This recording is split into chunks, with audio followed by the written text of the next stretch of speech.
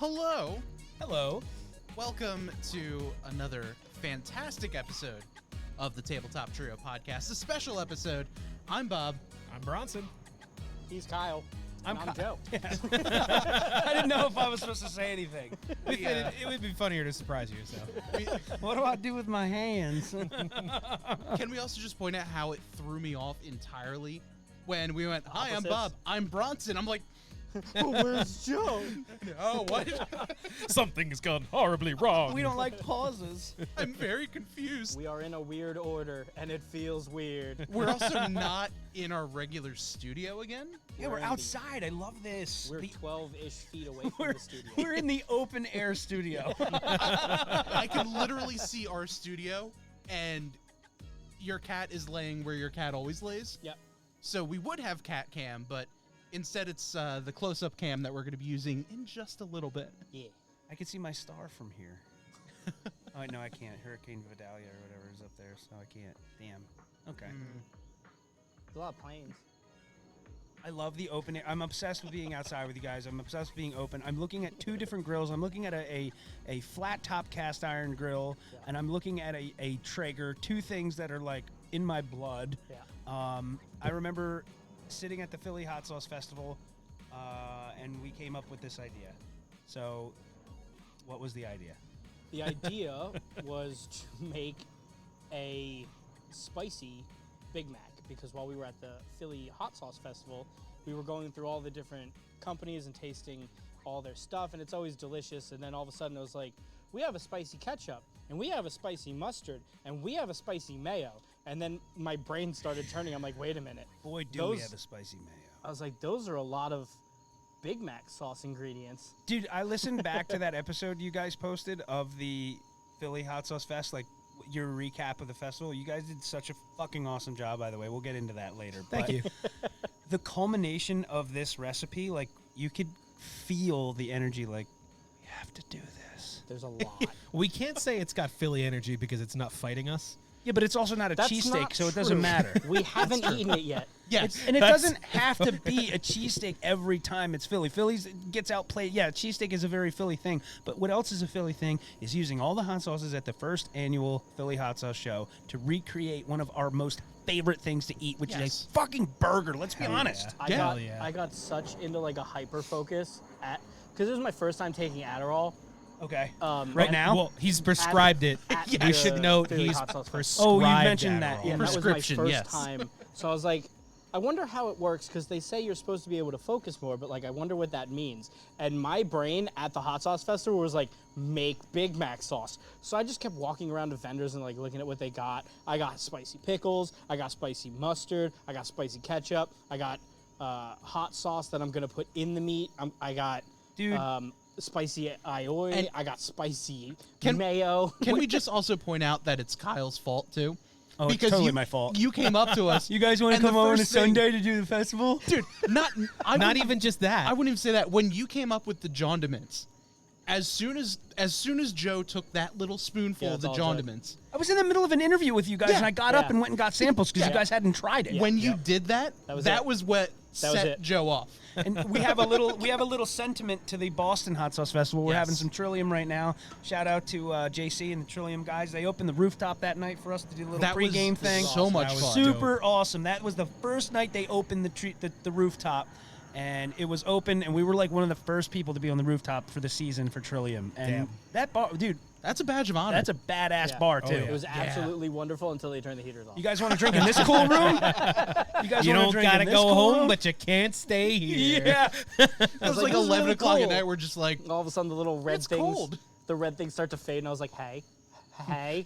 Oh no! Oh no! Did you guys buy any beer to go home at Trillium or no? No. No, I just drank a bunch. We all drank a bunch. Yeah. I don't remember that Uber ride. I'm gonna be back up there in November. Really? Yeah, I'm going up there for work. Grab a bottle of they have a tiramisu stout, and they also have what the fuck? Oh, they had a cobbler stout of some kind. Dude, their stout bottles are like, I remember before, like, they did distro, you had to, like, wait in line for stuff like that. I used to trade, like, a whole 4-pack of traded stuff, like a variety 4-pack of, like, other half for 1 Trillium stout. Damn. Yeah, and it That's was like- worth it. I'd be like, you got a Trillium Stout, dude. I can't wait to post a video of this. That gave me like hard Pokemon back in the days of summer camp deja vu. Total. Dude, Charizard, the Charizard of Stout is Trillium. There's your quote of the podcast. Fun fact about Charizard. When I was a kid, I was 5th grade, and like that was when like the peak of Pokemon. Like everyone's trading the cards and everything. My buddy had a Charizard card. Yeah. And he had 2 of them. Whoa. And I'm like, I want one. He's like, I'll sell it to you for $20. I didn't ask my parents. I just took a $20 bill out of my dad's drawer and bought the card. Did he know? He knew, but I was so bad at lying. Yeah. And I still, lied and all that kind of stuff.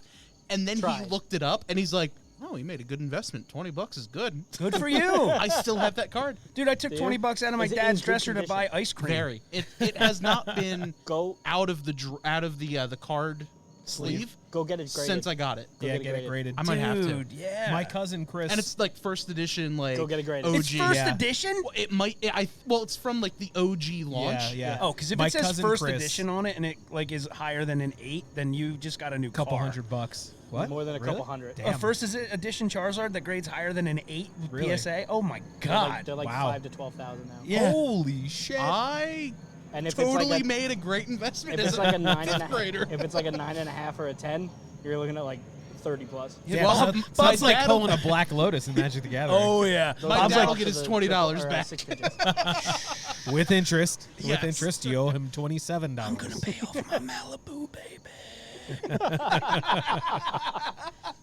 Dude, I'm excited to do this. Thank you for having me here, and then I'm excited to recap the Philly show with my taste buds and my memory. Well, Yeah. It's your fault. So you I had know to this come is back. all my Yeah. fault, isn't it? So I guess I'll go over there and start the process. Yeah, All right, so and we can recap the show, I guess. because yeah, while we'll- Joe's While- getting that done, go ahead. Yeah, while Joe's getting up, what was your favorite sauce of the whole fest? So, okay, I have to tread lightly here because John the Mince came and kind of disrupted everything. They Ubered us in the cab world. The guy showed up, and I remember when we were doing the judging process, which was the same exact way we did it with you guys, where John went in the other room and just put them in cups and numbered them.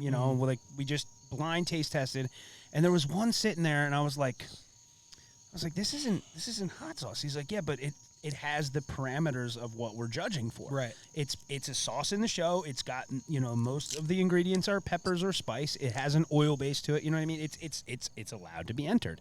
And I remember tasting that like, oh, dude, here we go. We're on the brink of something here. I think spicy mayos and mustards is going to be a huge part of the market. Mm-hmm. And that was definitely one of the takeaways from the show. Definitely like the is it spicy, the spicy ketchup that we're going to be using in the Big Macs. Definitely a standout as far as new sauces to the show. There was a couple brands that were at the show that were new to me, even my taste buds. I'm caught up between the tropical Hanks sauce. Yep. The what is it? The tequila one. Yeah. Yep. That and the Is It Spicy aioli. Dude, is it spicy aioli Oh is my something.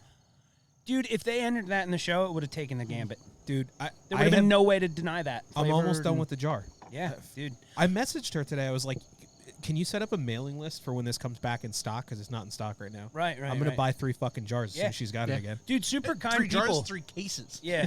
Is it spicy? They did a really good job at the show. Like they did they had some custom art with I guess the owner of Is It Spicy, her friend is an artist, and she had all these like really cool New Jersey stickers. I got one with like pizza on it, one on peppers, and it made it on the Yeti. I have a big Yeti 110. Nice. And to get on the Yeti, you got to make an impact, and that fucking aioli hit me in the feels because that just was It was so good. Yeah.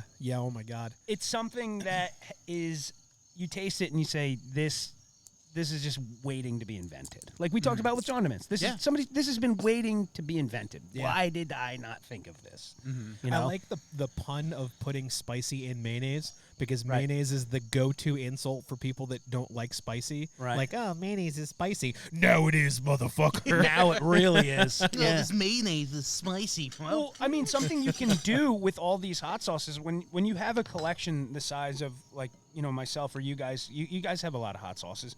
You have to Your create. fault. You have to guilty. You have to create new ways and inventive ways to use them, or else they're gonna go to waste. You don't want to, and you don't want to just cop out and dump it on stuff or like drink it like an animal. You know what I mean? Like you don't want to do that. Countersuit to that, I don't think I can actually eat turkey tacos anymore without West Side Red. Oh, dude, Ron will spoil you. Bro, after the Boston Hot Sauce Festival, I bought 2 from him, and I drained both of them, and now they're, like, Mexican food. I have to put it on there. Have you- I'm already almost a full bottle through the 2 I bought from him last 2 weeks ago, last week. Yeah, dude, the trick. Man. You make turkey tacos too at your house? Like Yeah. my girl likes them because it's a little bit better than beef. Yeah, I'm Watching the calorie, you gotta counting. watch it. Dude, I get I'm it. almost 20 pounds down now. Good for you, man. Are you Nice. doing keto or No, just calorie counting. Okay. When I was doing keto, I learned about like animal fats and how like that could you get a lot of energy from that if your body's in ketosis. So I have a big problem with keto because I was on keto and I Okay. lost 55 pounds. I think and we talked about this, but I'd like to get a little bit more into it, so I'm down to hear this. it only took me 4 months to gain all the weight back. Jesus. So and part of it was depression. Okay. So I was on keto. I dropped 55 pounds, and Okay. then my mom passed away, and I went right off of it. The huge thing you're not supposed to do is just cold turkey, go right back to eating Yeah, but sugars. that's allowable. Like not allowable. I'm saying that You understand the I circumstance, get that, yeah. of course. But still, so the problem. Somebody didn't cut you off in traffic, so you just went and got a Big Mac. You know what I Yeah, mean? Like yeah. you had a reason for the downturn of emotions. It's okay. Yeah, but if I had been doing a regular diet, Mm-hmm. it would have been different because when you go off of keto, your body knows that it's been lacking in carbs for so long and Right. hoards them. So you Right, get right. all of that short-term energy fat storage back. Whereas if you're actually depleting the fat cells off calorie counting, You know, when I was on keto, I bought the strips to tell if my body was in ketosis. Oh, yeah? You know what I did with them? Here's a funny story. I guess I'll get into this. Oh God! I thought you. content warning. I'm embarrassed by this, but I got the keto strips, and I remember taking one and trying to piss on it without making a mess, and I fucking read the bottle that if as long as your toilet has no chemicals in it and it's just fresh water with your piss, you could just dip it in the toilet. And I'm peeing on it, making like a fucking firework of piss, like cleaning up our bathroom every other day when I'm trying to check if I'm in ketosis. You know, it's like the sprinkler system at Longwood Gardens to figure out if I'm in ketosis. But I liked keto, but it was very limited, and one slip up and you're done. There's Your also body goes way into shock. the thing that really prevented me from going on it again, because I was like, okay, well, I gained all the weight back, and I know keto works for me, so I'm going to do it again. It turns out if you do cyclical keto, which means you Okay. keep cheating and going on and off and on and off, going in and out of ketosis can cause cancer. And diabetes, I heard too. Did it? Yeah, because of the carb overload, know your that. pancreas can't handle all the carb. Wow. Dude. My grandmom had diabetes her whole life. She got it when she was like 14. Oh, man. In that's like so tough. 1945, when there was like no options. They ate cigarettes and drank bread back People then. shit on diabetes, but It makes you healthy. what? It makes you healthy. No, but I Like, mean, you have to be. It has such a potential to People shit permanently- on diabetes all the time, but it's awesome. You have such a potential to do serious damage to your body. My grandfather had diabetes. Yeah. Got frustrated and stopped watching his sugar intake. Right. And That caused high blood pressure, probably. worse, he got micro strokes, several Whoa. micro strokes because of Whoa. it, because of the blood sugar, and ended up getting dementia because of that. Yeah, that'll do it. It's something you have to micromanage for the rest of your life. Yeah, wow. By the way, quick side note, we have a comment in the chat from Tyler Saying, saying, sorry you couldn't make it, but, hope we have as much fun here as we did in Philly. So, Dude, truth be told, if there was no Tyler, there would be no Full Slice podcast. I just show up and talk shit. He actually just keeps everything rolling and production-wise. He does a good job, and he deserves to be acknowledged. for yeah, that. I was yeah, a Tyler. guest. I was a guest on the first iteration of Full Slice. Oh, the Shelf of Nostalgia room. and yeah. that was so much fun. Just seeing all the gear that you guys had. Yeah, it was like fun. the radio nerd in me is just Yeah. like, yes. I found stuff before, like I haven't contributed a ton to that shelf because I mean it's in his house, but There's been a couple times where I'm like, man, this would be awesome on the shelf. Dude, that kid, he went to a yard sale one time, and I guess back in the day, the Grateful Dead would allow you to plug your, the sounds of Joe chopping. That's some Just good dice an cooking onion. ASMR. Some cooking ASMR. Slice the onions. Then I'm going to put the duct tape right over your mouth and kidnap you. You Okay, guys this is taking a very weird turn. So I don't hear Should I any just, talking. should I just mute your mic? Tyler, Do you want to hear diced onion? so listen to this shit. Tyler found out that the Grateful Dead back in the day, in the 60s, 70s, 80s, used to let you put your recorders, plug them right into their mic or right into their soundboard. Really? They had a port on their soundboard where they literally embraced bootleg records. That's Live so records. cool. So, Grateful Dead fans got into this weird realm of trading live tapes. He found a collection of like 300 of these tapes. Oh my God. Like live at fucking Kennedy Airport. Like, weird shit. Live at the one that the big one that everybody wants to get that no one can get. The rarest one, Bob, is live at Raceway Park in 1977. Really? I think. That's the rarest tape because something happened with their soundboard, like all the ports didn't work or something like that. Oh, wow. But he put that up on the top shelf, like kind of hit it in the back. So it's like between the 70s, 80s, and 90s. He has like all these like Nickelodeon nostalgia things. We'll have to take you over there one day to check it out. Hell yeah. And Oh, I actually yeah. took one of those Grateful Dead tapes and I gave it to when Brad Leone came over to my house to do a little shoot. We did a little video there. No big deal. No, it was a fun little time. I gave him one or two of the tapes because he's a Grateful Dead fan. He's like, dude, this is one of the like the bootlegs, like the live boot. Where did you get this? I was like, Yeah. my brother got the whole thing in the yard. Like it was so I fucking have cool. my methods. Yeah. So you brought up Brad. I watched the episode today. Which makes for the me first time. very happy to hear. I appreciate that you took that half hour out of your life to So watch that. for those of you who don't know, Brad Leone is a chef. He was the kitchen manager for Bon Appetit for years. Like he Wow. was the kitchen manager for them. Yeah. Okay. And just for those members of the audience who don't know what that is, That is I would call them the top food publication in the country, Yeah, possibly the world. I mean, they are the place where you go to learn about the new recipes, the trending recipes, trending drinks, trending sauces. Just if it's trending and it's new, it's up and coming, it's traditional meets new, it's everything in the food world. hell yeah. I appreciate that you watched that, Bob. What did you think? It was so cool just kind of seeing you share your passion. Like that's literally why we created this podcast, aside from, stirring cup ASMR. Don't apologize. We like it. He's putting his passion in it too. Oh my Yeah. God. I can't wait to try it. I can't wait to try It it. sounds so good. And we'll get to Joe in a second. Oh. But just seeing your passion and how much you love what you do, cast iron, and seeing you go out and go to like the different places for picking and that kind of Yeah. thing, like that was just so cool to me to like see. I don't know, like see you in action. Thank you. Like, what was it like on your side of things having Brad literally Well- come to your house? Well, that alone was like, you're gonna come here. Like truth be told, 2 years before that video even took place was the first time I met him. Like I went to his house and he's bought skillets for me. He's got probably 15, 20 skillets from my collection that I've restored. Nice. And for him to say, hey, like I'm starting this new project on YouTube, I'd love to come, hang out for the weekend. I'm like, the whole weekend? Like my house? Like, I was like- you're coming here? Like when the cool kid from school wants to like hang out at your house, she's like, Mom, we have to do this. So I told Christy's like, yeah, that's awesome. Let's do it. You know what I mean? Have him over. He came and they were rolling majority of the time, and they said, we're just going to pick, the parts that we want to add to the video. So just like act as natural as possible. So I was mic'd up kind of how Joe is similarly. And the amount of, to backtrack a little bit, when the episode premiered, I didn't want to see a rough cut of it. I didn't want to see like a rough draft. I said I didn't say anything I need to worry about. I didn't say anything that's not the truth or how I truly feel. Put it out. They asked me some questions to add to like the spelling of things and different brands and stuff of vintage cast iron and whatnot. But I invited my family over to have like a viewing party with it. I didn't know they were gonna get so heavy on the grandparents, which was awesome.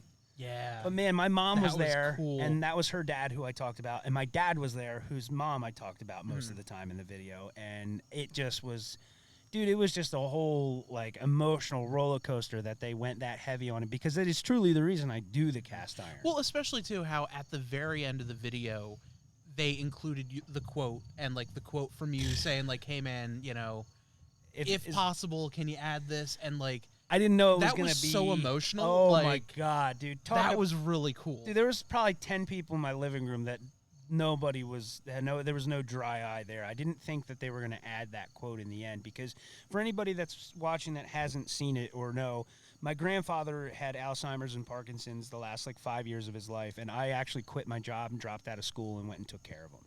I learned to cook. I learned that you can get your cognitive ability taken away from you, your mind taken away from you, dementia, Parkinson's, and whatnot. But if you feed a guy a pork chop with, like it tasted in the 50s, he comes right back. Dude, and there's so many cool studies on that, how like people who are seriously afflicted with dementia and Alzheimer's can listen to music they recognize.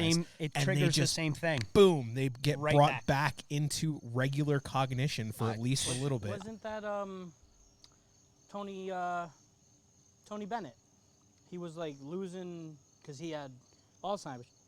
He couldn't really remember what was going on, but I think Lady Gaga kept visiting him, and if she started I singing think you're right. and Yeah, put him in front of a piano, like no time, just started playing. dude, the my song. grandfather wouldn't even know his own name, but I'd put like a fried pork chop and collard greens in front of him, like he ate in Tennessee when he was a kid, and he just would come back and like, dude, whoa, Poppy's back, like you know. And my grandmother on my dad's side, she was a big antiques dealer. She would go and buy and sell and trade and all this stuff in the antique world, and I would go to auctions with her, and I always had to sit on my hands at the auctions, because if I accidentally moved my hand and bid on some painting or some shit, some sculpture she didn't want, You'd be in trouble. I'd be in big trouble. So I kind of keep their memory alive by, you know, the whole vintage find of the cast iron skillet to keep my memory of my grandmother alive, and then I cook on them and help people learn how to cook for their loved ones, because that's the whole thing that I want, the whole message I want people to get with food is that you can build relationships with it. You can build friendships, you can build personal relationships, professional relationships, and you can express your love with food, because let's face it, men are not good with expressing their feelings. And confirm. Men mental That's health. why I'm in therapy. Well, dude, same. But it helps you. You know, it feels really good to say to somebody, hey, like, and my parents, or if they're stressed or something, here's come on over for a pizza night, and let's just sit down and have some good pizza together. Or let me cook this. Like, my dad and mom came over for pizza when we watched the Brad Leone thing, and I actually had a couple extra pieces of Iberico pork, which is pork that's raised on acorns in Spain. And I grilled a couple pieces for my dad real quick, and he goes, yeah, we can get more of that if you have it. Like, he was just, like, touched him right away, like, damn. It's like, oh, yes. Like, I was excited to be like, I can't wait to see his and my thing is, like, I can't wait to see the reaction. Like, how he feels probably right now making these burgers. I bet in your mind, you're like, I can't wait for you guys I can't wait to see your reaction tasting this. Oh, I love. That's like 90% of why I do things. Yeah. It's not for like me for doing the thing. Right. It's the reaction of somebody else. But I'm a very extroverty person. So Right. That's how that functions. Even like when I watch stuff, like if I find it funny, I find myself always looking over to see if the person I am showing it to also thinks it's funny. Right. Like it's all about like the moment. the other person. Yeah, So absolutely. Yeah. That's why I barrage Bob with memes all day on Instagram. That's the best thing ever. I love it. But yeah, it was a fun time. It was a great experience. We had a really good weekend, and I really appreciate anybody that's watched it. Like, it was an incredible feedback. And the thing I take away from it is you could watch a YouTube video about Snuggles the fabric softener bear, and 3 comments down there's a political argument. is he live? You know what I mean? And if you look at the comments on that video, like, they were all nice. yeah. I'm not like, saying it's because it's my video. No, but it was like, Don't at me. I kind of made people comment nice things on YouTube. That felt good. Yeah. That was cool to read those comments. And like, I purposefully would like looked at the comments to see what was going on, like what people were saying and all that kind of stuff. And that was the most supportive comment section I think I've ever seen. Even as someone who has like his own YouTube channel, I have to agree with you, even though it's my video. I've never seen. There's 300 or 400 You don't comments. have to be ashamed about being proud of. yeah, not at all. You don't have to keep saying, yeah. I know it's mine. Dude, I'm you don't proud have of to be ashamed of that. I'm You could proud just of it say, being I'm proud of positive. it being yours. Yeah, it was cool. It was a good time, and I learned a lot about sharing how you really feel about things can be pretty liberating. Oh yeah. I think I've made more friends over my life being completely real with people about everything than I have earned enemies for being too blunt about things. See, dude, there. Yeah, yeah. Because very, that's very much. everybody that used to meet me that had complaints about me would be like, "You're too blunt. You're too blunt," and I would just be like, "You know what? I'm not a liar. Right. Yeah. You never have to question what I say to you if it's Yeah. actually fact. I will tell you exactly how I feel That's my problem. when I feel that way. Right. And if it makes me an enemy, you probably fucking deserved it." Yeah, you definitely deserve it. Joe, give us a rundown. What are you Yeah. doing What, right what now? do we got going on over here? Right now I'm smushing meat. So He's I fucking made, the paper towel roll. So I Save that for after the show. just trying to provide some voice. Babe, don't lines. use these. Don't use these. So I made a Big Mac sauce. I'll run down the ingredients. Hopefully not and, with that paper towel roll. I would also like to point out and say that I appreciate that you're using gloves. Thank you very much. As somebody that suffered salmonella recently, I'm very glad that you're using gloves. Thank you. Really? Only 37 The pairs. Boston show, remember? That's what that was? Oh, I had Oh, salmonella. Dude, I was damn. hospitalized for 4 days. Holy Oh, shit. wow. I thought you just Salmonella? had like a bad It was infection. salmonella. Damn. And it was from apparently, not to make the whole podcast about me. It was apparently from greens, some bad greens. The time period that they See, gave me, dude, that's I had to what go you like, Yeah. fucking get for eating eating roughage. green You shit. don't make friends with salad. That's what Yeah. Homer What? Simpson taught me. Why So in is order, that so prevalent with lettuce? it's been very common lately. Why? Because think even salmonella is an Trader Joe's. airborne thing. Yeah. And it's so easily, not airborne, but it's so easily transferable. All you need is somebody that has it, like the bacteria on their hands to touch it, and it just multiplies like wildfire. Or the Oh, machine. shit. Dude, I had morphine at the hospital, and I told them, this doesn't feel any better. And the lady's like, what's your pain? I said, the same exact thing. I've had Damn. morphine before. I've I've loved- had spinal taps. I've had my fucking finger sewn back on. I've had my hands smashed. I've had morphine before. I've It loved morphine. fixed everything else. That pain in my stomach from that morphine, they gave me Not enough. Dilaudid or whatever, the next thing, like under like heroin or something. Wow. And that finally made me feel a little bit like I was able to sleep after the second day. I would not wish that pain on my worst enemy. When you left Boston, we were worried you had like ruptured your appendix because you were in so much pain. Yeah, because we were sitting there. We're like, yeah, you might want to take him to the hospital here and not Thanks go for reminding home me first. about something. Hang on. I keep He's going to forgetting. check on his appendix. No, they wanted to take me to the hospital in Boston. I said, I am not going to Boston hospitals. Nope. I am Really? not. But, dude, if I got hospitalized for 4 days, my family would have flown up to. I would not have put Yeah, that on fair. them. I didn't want to put that on them. And Chris, I would not have made my girlfriend drive up to Boston to be in the hospital with me. What was that? By the way, real quick, there was. Why do we have this? I'm afraid. That's yours. Because you left it in Boston.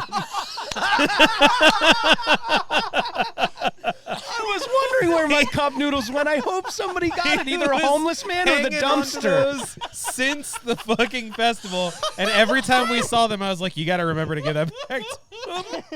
I've been holding on to that Why didn't you bring him to Philly? because I forgot. Because he wasn't on Adderall that You know what I yet also when forgot? we were packing. I forgot the microphones in Philly. Yeah. Thankfully, I Oh, overpacked no. everything, and I had this wireless set because I Oh, my forgot our God. actual microphones.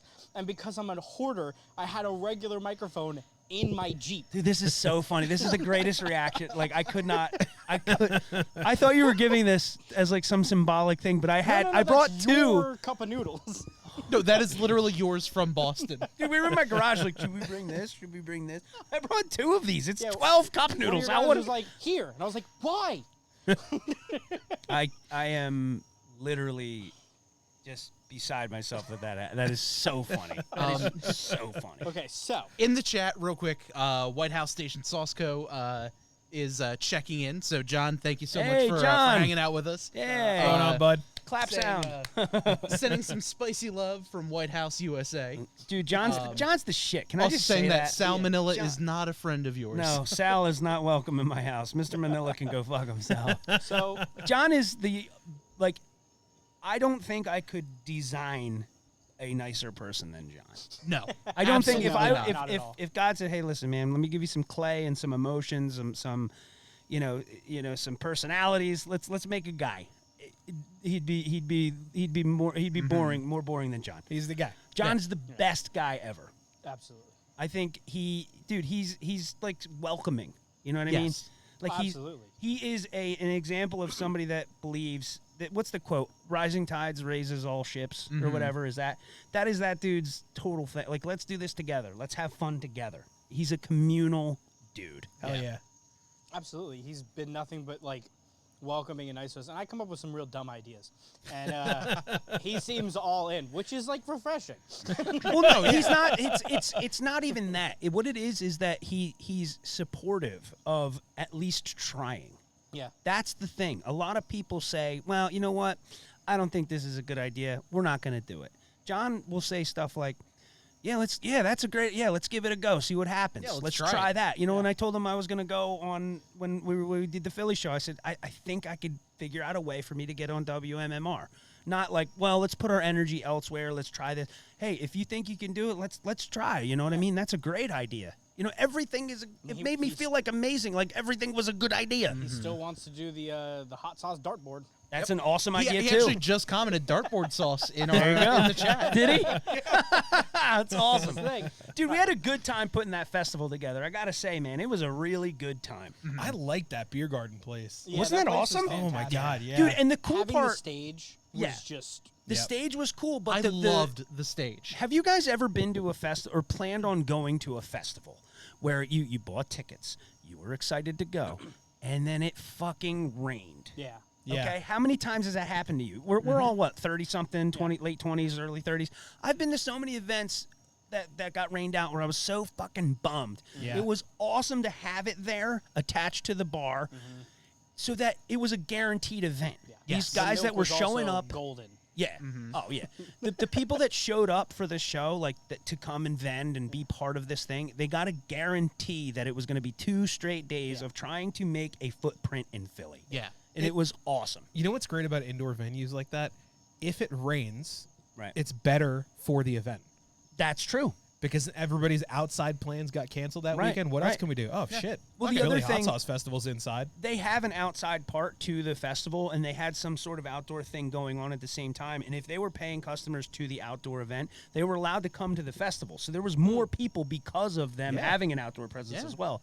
But the cool part was having 2 guaranteed days that you can bank on. Yeah. Because people drove from, Jersey, New York, whatever, to come to Philly. Yeah. For it being the first year ever having a hot sauce festival in Philly, was it 1 million people? No. Was it crowds of people? No. But was it enough where everybody made their money for the table, made a little bit of extra money, had a good time?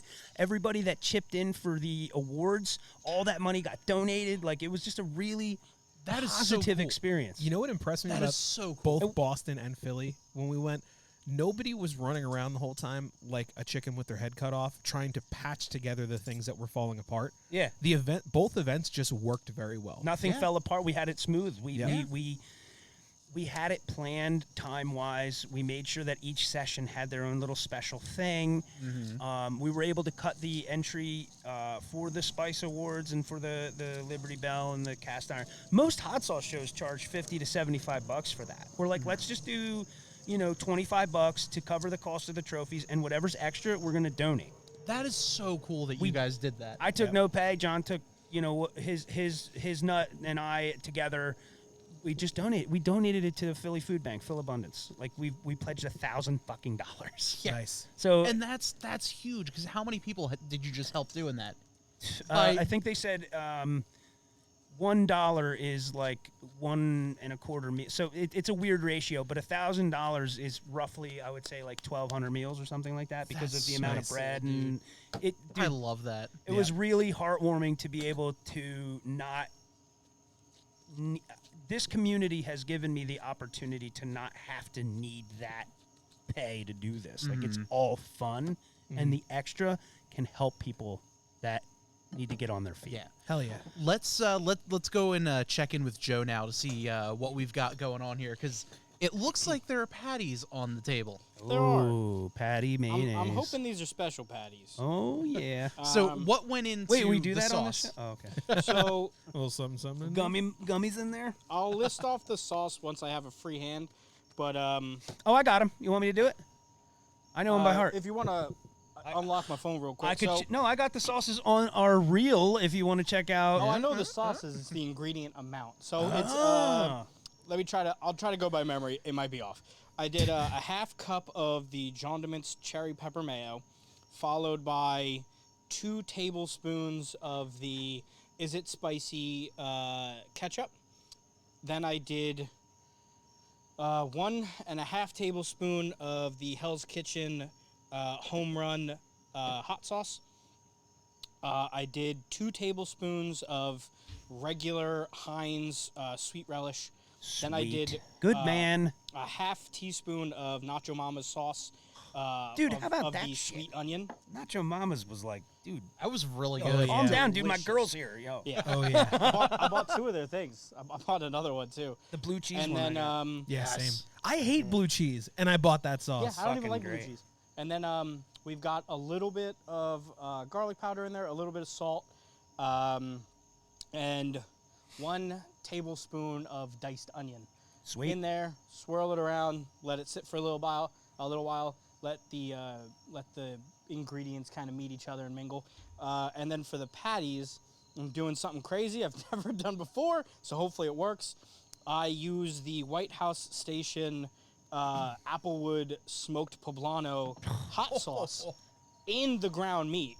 Dude, Oh, that is such yeah. a bottom bitch sauce, like the best sauce ever. Yeah. Like that So is awesome. I'm doing that And? in the ground meat with salt and pepper. And we got the spicy pickles for the topping. And then the spicy Yes. pickles. Oh, are gonna go on Kilhaney's, top. yeah, that was new for this year. And we were talking before the show. Everything you see on that table that Joe has is grown, like food-wise, is grown here in Joe's backyard, except for the onion. That's crazy. Everything is here at Joe's. The bread? tomatoes, the lettuce, The bread. He even grew the bread. He grew the bread. wheat. I actually have been making bread recently. That's awesome, That's a dude. thing that I has. started doing. Dude, I make bread all the time. I would love to share some recipes with you, man. Some good I'm still sourdoughs. very basic. Hell yeah. What else was it? Oh, I was gonna say the awards. The funny thing. We tried to do one of those contests in each of the different segments, like how there's different sessions. Yeah, They kind do of this- like what you guys did with Boston. Yeah, exactly. And you guys stepped up and did the spicy pizza. Tell me have, about how you I felt have something after to that. say about that. Okay. Okay, it's good. I love the dry rub they put on that. Yeah. I have the contaminated soil. I use it at home when I How get awesome pizza. of a name is that? Dude, It's I tell all of their everybody names are that my so good. favorite spicy dry rub is contaminated soil, and they look at me like I have 3 What heads, are and you that's talking exactly what DEFCON was going for. I like that dry rub a lot. Yes. I got knocked out in the first round, not because it was too spicy, because I regularly eat Because it. you ate it too slow because you wanted to savor it? No. So liked it too I much. have a floating hiatal hernia. If I eat too fast, I'll just puke it right back up. Oh, dude, hernia club. Fuck yeah. Yeah. I wanted so bad to be in the second round just to eat another slice of pizza with the Really? contaminated soil rub So you on just took it. your time. Yeah, so I didn't want to force it. I didn't want to be like, yeah, I made it. Like just Dude. puke all over your venue. Oh yeah. No, that dude, you guys stepping up to do that was really cool. I appreciate that. It was really fun. Yeah, mistake on my It was a front. lot of fun. We did the marshmallows from hell. That was cool. That was Ron from Hell's Kitchen has his hipster repellent, which is like millions and millions of Scoville extract that they put in the marshmallows. You have to eat the whole marshmallow. Dude, it's unbelievable. The pizza one, the wing one, it just was a really. We try to make it fun. You know what I Yeah. mean? And that's sponsored by the vendors themselves. Like DEF CON sponsored the eating stuff. Yeah. And Hell's Kitchen sponsored the marshmallow thing. Like they're literally having fun at their own event. They're not Yeah. sitting there focused on, sales and focused on, is it indoor or outdoor? All these dumb factors that play no part in the success of the show. And I love how Listen to that everybody sizzle real quick. Oh, yeah. Do we hear that? Put another one on. Everybody quiet. That's so good. Nice. Put your neck down. I love how everybody's friends at the shows. Dude, Both it's ones communal. we've been so far, like all the owners are going to other people's stands. They recommend each other sauces. It's such a good vibe. Dude, how about when we were in the middle of talking about Vibe check, Jondiments, positive. John from White House Station walks across the festival with a fucking case of Jondiments. Yeah, we were literally talking about it. That's awesome. He's like, I bought a case. You can I was hear like, him you off want to mic. save some for the rest of us? Dude, the Jondiments guy, I have to say, Oh, that man. guy is a one sauce pony right now, just getting in the game. He's tried so hard to, get the consistency right. Shout out for the story share too with the reel Yeah. that I posted. Yep. He Yeah. shared it for Yep. us. Thank you. Very cool guy. I love the name. What an awesome Philly it name. was just Question. waiting. Do you guys want brioche or regular bread? Dude, throw the When brioche you on the mean- high rack on that I Traeger have, for like regular, 5 minutes. white bread hamburger buns, brioche. Okay. and then I got Brioche. brioche buns. Right. Brioche. That's not a question. Hundo P. The only thing I like better than brioche and hamburger is potato buns. I didn't know if anybody, if Martin's. somebody didn't like brioche, so I bought both. In my mind, the only option I had for this burger was brioche. Well, Dude, because I I- thought you were going to do the aioli on the brioche too. Yeah, I am, Bob. You thought correct. Dude, I did a video one time with Martin's. I did a potato roll. I forget what the actual thing was. I think it was something I did with a different burger build or whatever. And I did it with Martin's. Dude, I got trashed for using Martin's. They got into like this Martin's. big political Martin's potato rolls, like the classic Really? potato. Yeah, someone was like, "Did you know they donated X amount of dollars to X amount of person's campaign?" I'm like, "Dude, I'm making a fucking burger in my kitchen. Yeah, it's like, why are we, cares? dude? Like the thing I said about the Snuggles the fabric softener bear. Shut the fuck Potato up and rolls. eat this burger." I don't know. Hot take. I will stop. I will drop a company cold turkey if they do something shitty. Like, Yeah, but they didn't do anything shitty. They just chose who they liked politically. I don't care. Yeah. all right, You're allowed to vote for who you want. I gotcha. I'm not gonna end my friendship with you because you voted for somebody I don't like. That's true. You shouldn't boycott a good piece of bread because the guy likes a different political party. Probably not political party, but like I won't eat at Chick-fil-A anymore. Really? Yeah, absolutely. Okay. I have too many LGBT friends that get so much fucking hate, and then for them to donate to anti-LGBT campaigns, Yeah. I just won't fucking eat their shit anymore. They can Okay. go fuck themselves. Well, By that's- the way, I if mean- it sounds like we're on an airplane, it's Joe opening the Traeger off Joe camera. got sucked out the door. Oh, I understand where you come from with that, and that's okay because that's a little bit different than, just being a Democrat / Republican issue. Yeah. That's a different personal issue, and that's okay. I think that's a stand that is worth taking. Yeah. But don't trash my video of me making a burger and just picking a bun and making it align Yeah. with me and my thoughts. I think something that frustrates me recently is I get that vibe, and I really do want to get on that train. Like, if I think that your profit margin from what I spend on your shit is going to something I don't agree with, I probably won't give you money. But it's turning into everything. That's what I'm saying. Yeah. It can't It's be burger so buns. frustrating. Like, Cheese, burger bun, Dude, Heinz ketchup. It can't be not that. even food, man. Like, you buy a Nike shoe and you're supporting slave labor, and like, Right, there's just right. so much shit Yeah, there's everywhere. way too much Dude, of it. Every computer I've ever used has had Foxconn chips, and they have modern slavery at their factory in China. But see, that's the thing. That's the part of this society that you have to understand. Everybody has their line drawn at a different point, Yeah. and you just have to respect everybody's line. Yeah. But they don't have to push their line on you. That's when I get pissed off. And that's what happened on the burger video. Don't tell me Yeah. who to vote for because of a fucking burger bun. And that's the thing. Like, everyone can have their their opinion, their beliefs, whatever. You don't have to comment on something completely off topic about that. Right. You know what I mean? Like, Right. I don't really care for Chick-fil-A, Right. but I'm not going to sit there if someone like took a tour of the Chick-fil-A headquarters And make them feel guilty for it. Yeah. Yeah, You know what I mean? You know what's? I'm seeing that a lot Something with AI. smells really good. I'm seeing that a lot with AI. Yeah. Like yeah, Dance yeah. Gavin Dance. Unfortunately, their bass player passed away, right? Right. And their guitar player made an AI visualizer video for the song, the song they put out about him. And I hate AI, Yeah. but I'm not going to go on that video and be like, AI's bad. Like, they're mourning their friend who they've been in a band with for 10 years, probably been friends longer, whatever, however the time frame is. I don't know if it's 10 years, don't quote me. And then somebody goes on the video and they're like, you're doing the memory of Tim a disservice because you're using AI. That's It's like, your whoa, opinion. That's your whoa. opinion. Yeah, like that's a little much. Yeah, I mean, I get what they're trying to say, but there's a time and a place. Yeah, for your opinion to be that heavy. Yeah. Yeah, I get that, and that's what it's really hard for like someone like myself where I have to put out content so rapidly, not rapidly, but just like there's a lot that goes into these videos. I can't double check who's doing what, and you bought Cabot cheese. He hates Martians. Like, you know what I mean? Like, I can't do that. Yeah, you shouldn't be like held what accountable. I like because it tastes good. You shouldn't be held accountable for the actions of the corporations you're buying from. Absolutely. You can choose to not support them, but like, dude, everybody and everything. If you had a Windows PC from 90s to 98, all the shit that Bill Gates getting accused of now, how could you be worse than that? How could you be held accountable for any of that? Yeah. I fully agree. Yeah. Yep. Anybody checking in there? What did John say there? John was just saying about the dartboard sauce. Okay. What was that? Run that by me again. What was your idea for that? So that is a better question for Joe. All right, I'm Joe. an idiot. Because it's Joe's idea. You know, it's going to be a good story when he starts it off with, so I'm an idiot. It's a So great. my fucking idea story. was, I asked John, how does he make hot sauce? How do you go about like picking your ingredients? And he goes, well, we usually have an idea or whatever. And I was like, what if, hypothetically speaking, you just threw shit at a dartboard, and then that's what you make? And he went, huh?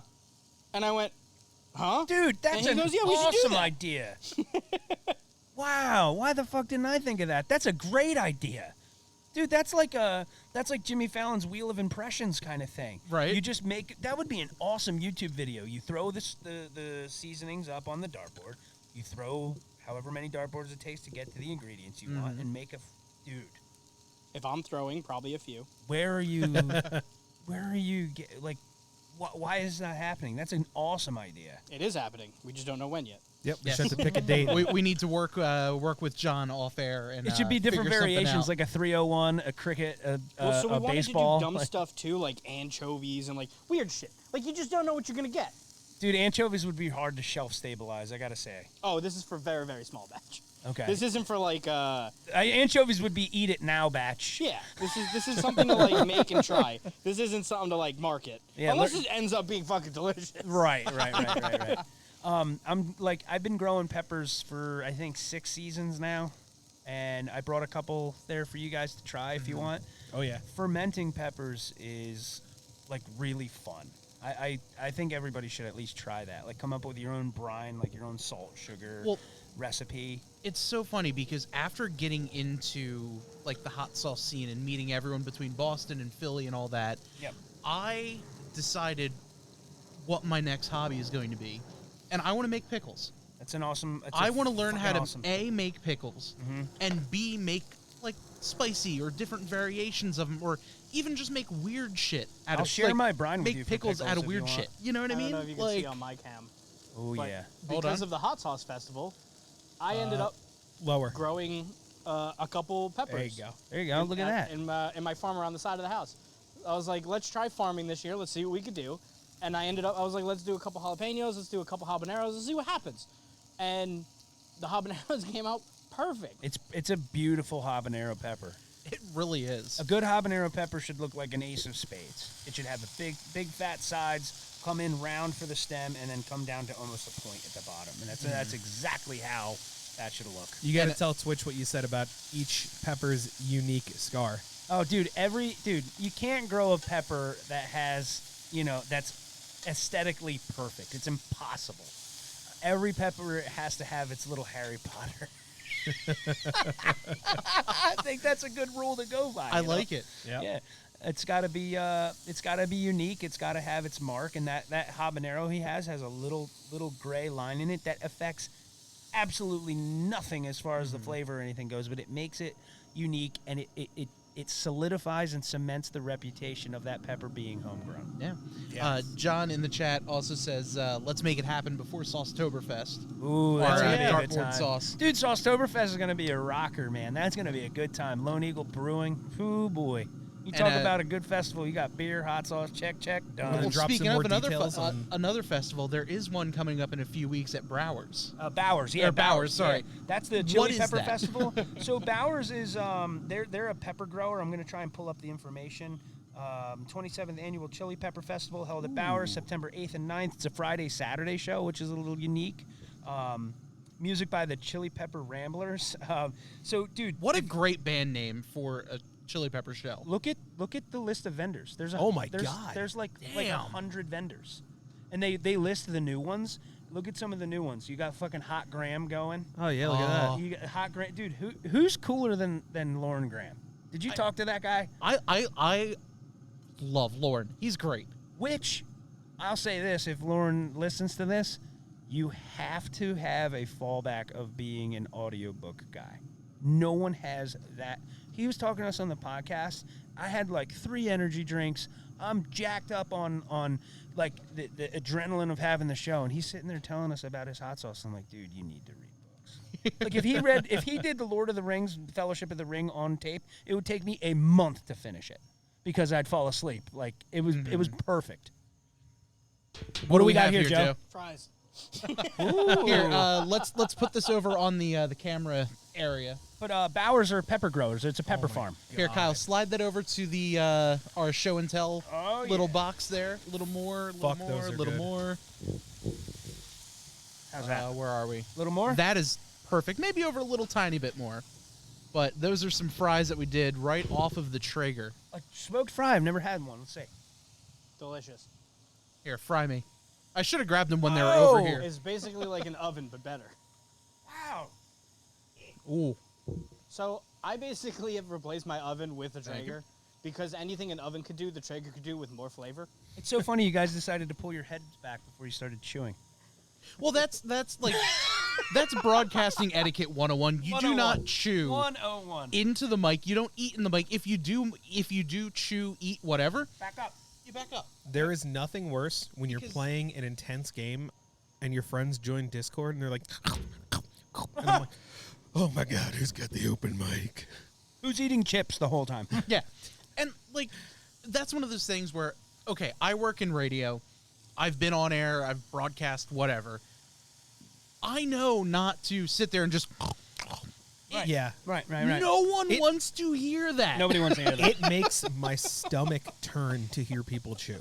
Oh, God. There used to be... I had to unlearn disgust because, like, I'd be out to eat, and if someone was chewing particularly loud, I would be like, I hate you now. Yeah, but to be clear, though, if you're doing it on mic and nobody's listening to you, then you can't really bother anybody, right? Right. Cool. Yeah. Established. So, real quick, burger temps. Medium. Medium. Medium. Okay, correct. Still mooing. I was just making sure. You're good. Cool. Look at those burgers, by the way, if you're watching on Twitch. If you're a podcast listener, check us out, twitch.tv/Tabletop Trio, and There you go. YouTube as well. You'll be able to watch the VOD a I'm little bit excited, later Joe, on. can you snap a picture of that so we can put it on Instagram later? Yeah, let's do that. I could get up and do it. Yeah. I don't mind. Yeah, go hell for yeah. it. Cool. Let's do it. Live action shot. Just the sound of that burger is so good. There's just something Yeah. about the sizzle. It's satisfying. Like- Wait till you get the buns going. Like in radio, that's what she said.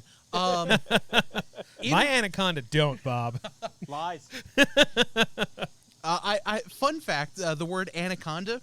For my life, I thought it was an anaconda. Really? Like I was adding an extra D in the word anaconda. You just made me think like, and a comma. Yeah. So even like with like the Sir Mix-a-Lot song, I would be singing along my anaconda. I have a stupid comma joke I if didn't you learn want to this hear until it. I was in college, and my friend's like, "Wait, what?" Yeah, because the Nicki Minaj song. My Oh, anaconda God. don't. Yeah. My dumbass, my anaconda, and my buddy's like, "Say that again." I'm like, What? One more time with that. "Anaconda?" They're like, Oh no. "What?" Dude, I don't like to talk about anacondas. They almost killed J-Lo and Ice Cube, dude. I saw that I movie. did. Oh my God. Even that's then, a deep cut even ref. after watching I that forgot movie, that movie I existed. still thought they were called anacondas. How? I'm an idiot. The name of the movie is Title. anaconda. I watch it at a friend's house, and I'm terrified of snakes. I'm That- not gonna look it up. That'd be a sick name for a porn star. Anna Space Conda. Anaconda. It'd be a trans porn star, though, right? Maybe, yeah. Yeah, there's nothing wrong with that. Yeah. That's a good point. Yeah. Yeah. You can have that Sorry, one royalty free if you're watching. So, do you want to do 1 slice of American or 2? 2. Oh my god. 1 slice, 2 slice, 2 slice? Fuck it, we're going big. No choking on the podcast. No promises. Yeah. This is not on chips. Yeah, one or two's good. Yeah, there you go, dude. This is gonna be so good. How'd the mac sauce come together? Dude, it's fucking ridiculous. Good consistency there. Oh, yeah. Oh yeah, dude. Look at him spreading the cheese apart, dude. You should have a food truck. You think I I love fuck this. around? You think I put the cheese in the same direction? No. Never insult the chef. No. You're like taking notes. Don't put cheese in. That's how he judges people. However, He's a I am cheese going the to same close way this for a guy. little bit because this is how you steam it. Beautiful, man. I'm so pumped. Here, let's pass some fries down here. So I don't Hit I Bob don't up really with them cook bad that boy. often. Uh-huh. And the few recipes I do feel the pull to make are all like my mom's recipes that got handed down to me. Oh yeah, dude. You gotta have that. So I got the ingredients and didn't know how to cook it. So Joe supervised me cooking What my was mom's it? meatball recipe. Really? Yeah. Dude, my family's German, so there's a lot of like weird German recipes we have, but they're the kind like I grew up on. And I recently like text my mom like, "Hey, can you just like in a nutshell text me that recipe? I want to write it down." And I made it for my brother before my brother came over the house, like with him not like really knowing what to expect. Nice. And he was like, "Yeah, you nailed this. I have this is pretty good." all of my mom's recipes. She started doing it in like a Word document, except she used like Ooh. a notepad. So Smart. I had to go back and like reorganize it. Mm-hmm. But I do have all of her recipes, except they're written out like a traditional Italian, where it's like This is a cup of water, Joe. You take it the cup, you fill it the water. It's worse. Recipe over. It's worse. It's like put 1 inch worth of oil in the pan before cooking, and I'm Oh, like, no. what size pan, Mom? Dude, that's Is it that's a like getting directions saucepan? in the South. You Is go it down a where the church fucking- burned down. But then the mom answer that is like, "Oh, you know the one with the You red just have- handle." You just have to Yeah. feel Yes. it. The usual one. Dude. No, you just have to feel it. You know, it's like you just have to gauge it for that one. I'm like, it's a recipe. There's Yeah. no gauging. Dude, that's You're years supposed of to tell trial me and the error. gauge. One That's of my crazy. one of my favorite recipes that I make that my parents make all the time. Peanut butter and It's a yes. It's like a baked chicken dish. We'll take like either chicken thighs or leg quarters, something like that. Some oil, some seasoning on both sides of the chicken. The skin gets so crispy, Oh yeah. and the salt, like the juice at the end of the recipe. Right. Put that over a bed of rice. It is literally my favorite thing to make, and I want to make that on the show. The little beautiful yeah. sponges of the food world. Oh, rice. and what you do is you put it at like 450 for 30 minutes, and then drop it down to 350 to finish it off for the Oh. last 30 minutes. okay. Let's do My favorite thing. let's do a mom's recipe episode. Yes. Dude. Tabletop potluck. Fuck yeah. Table Mom Trio. Dude, what I don't know of a single that sounds thing like some other website. Yeah, In- that's where Anaconda works. I don't think I can think of a single thing that would make me happier when it comes to cooking than telling everybody how to make my mom's meatballs and knowing that recipe was out in the world. Dude, what we should do I would is love to do that. your mom's meatballs, like all three of us do your mom's meatballs. Then do an episode of Bob's Chicken. Then do an episode of Joe's mom's cup of water. Hell yeah. Or whatever recipes Joe's Inch of got. oil. Tinfoil. We could do my German, beef and noodle recipe, like something like that. I think it would be cool too. Dude, moms are such unsung heroes, man. You know what I mean? Oh, It'd be yeah. good to honor your mom that way. That'd be awesome. That would be fun. I am so in on that. Peter in the chat says, "Good evening." Hey, Peter, how's it going? Yo, Peter, what's up, buddy? How's it going? I think it would be cool to do. I like to do smoked variations of recipes now. Like I'm into the old Ooh, school okay. recipes and all the shit I grew up on, but now I like throw it on the smoker. Like I made a duck pizza, and I was like, Duck pizza? yeah, I made a duck Yes. brie orange. I made a duck a l'orange flatbread pizza with brie, and I was my gonna bake God. it, That sounds like it and I put it on the slaps. smoker, dude. I brought it to. I never like really bring lunch to work because I Oh kind my of just go to Wawa across the street. I brought a little plastic container of duck pizza to work, and I gotta say, Wow. I think I'm the only person that ever brought duck pizza to work. Yeah. Okay, so But question now for you I want guys. to also. Oh yeah, Who wants tomato? Not me. I'm good. No, thank you. I'm good with tomato. I like it. So- Is it heirloom tomato? Actually, you know It's what? beef steak. It's homemade, homegrown beef steak. I'll take a Yeah. nice slim fiver. Flynn Flivler. Wow. Do you have some Thin apple fiver. sauce? Hamana. I will also take, just because you grew it, a sliced tomato. Yeah, dude, you have to. It's a thick boy. That's how my mom got to made us eat vegetables when we were kids. She told us my grandfather grew them in his garden. It was really like a little twisted, but it worked. That's actually how my grandfather would get me to eat things. He would say it was army style. Really? No way. That's kind of cool, He though. was in World War II, and he's like, "Oh, you want some eggs? They're army style." I'm like, Fuck yeah, I want Hell some yeah. eggs, Grandpa. Yeah, let's go. Get that battalion over here. even though it's just scrambled eggs. Dude, I made quail eggs on vacation in Maine. We went to Maine last week, and I didn't know that I needed like 30 of them to make an omelet. I think it was 2 dozen or like 18 or whatever eggs. And I saw the reel you posted, and it's just. Did you see where I sped up the egg part? I was like, I can't have 18 eggs cracking in my video, but I can't break up the footage easier either. Just but do the thing that all the Craig egg people do. You just go. Smashing off the dog's head and then open it. What is you that know? guy, Zach Choi, that does the food videos? That Zach was spicy Choi? pickle. Yeah. Oh, they are spicy pickles. Wait a minute. Dude, which pickles I did you wish go we had with that from on camera. Kilhaney? This is spicy the one. sweet heat. Oh, they're like bread and butter with like Do a you ghost want the pepper in them. jalapeno that's in the pickles, apparently? No, I'm good on that. Anybody?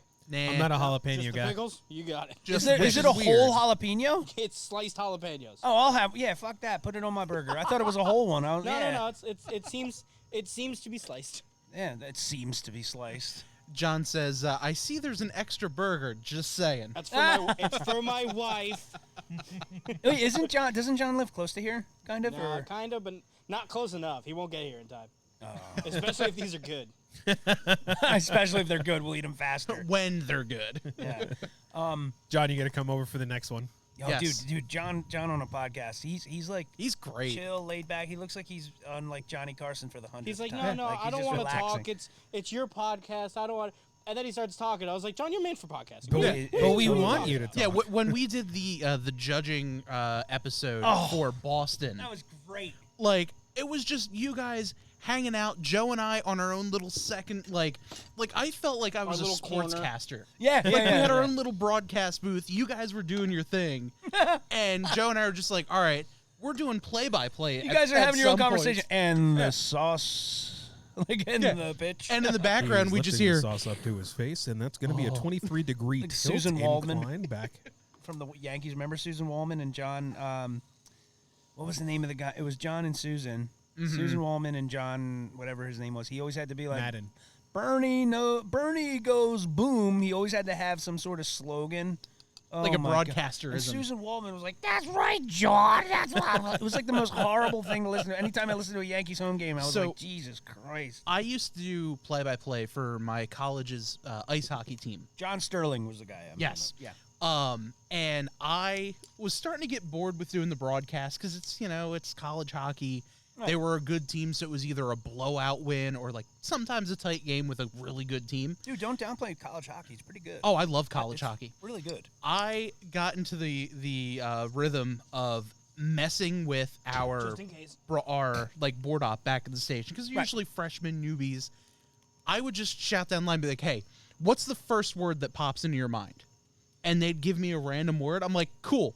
Later on in the broadcast, I'd use that word in the broadcast, Dude, Volcanologist. like just to like. Preston and Steve Do it. used to do that with the guy that announced for the Flyers. That's where They I got told- it from. Nuh-uh. I would literally sit there and be like, "All right, give me a random word." Dude, you off air." remember that back in the day? They Hell would give him yeah. like the word Gadzooks. That was one of my favorite things.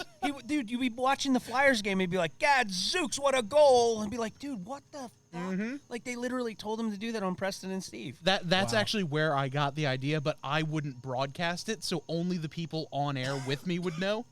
So I would say it, and they would just die laughing Dude, every look at time. this. Why are you not doing this on camera? That Good is Lord. beautiful, God. Yeah, put it in front of the cat cam there. Oh, Look at that. Bring it closer towards you. Oh my God. good. Yeah, I- Oh, with the Lord. little drip that just came off. Look at that. Sheesh. There you go. Burger, tomato bob. No tomato for me. I will Okay. take this one. All right. Was this one the one with the jalapeno in it? Yes. Whoop. Oh. Oh, she's sliding. Oh no. Yeah, she's slidey. Cool. Thank you. All right. So how are we doing this, boys? Oh, We gonna- Bite at the with same a lot of time. paper towels. Okay. Yeah. Maybe a little bit of ramen to wash it down. Dry ramen, we're eating coral. Not directly into the 4. mic. That's how we're Can going I to do grab it. 4 Yes. plates for 5 people? No, I fucked up buns over here. Aha. Fucked up buns is my nickname in college. That's my actually nickname now. That's the co-star for Anaconda. Dude, my one friend from school.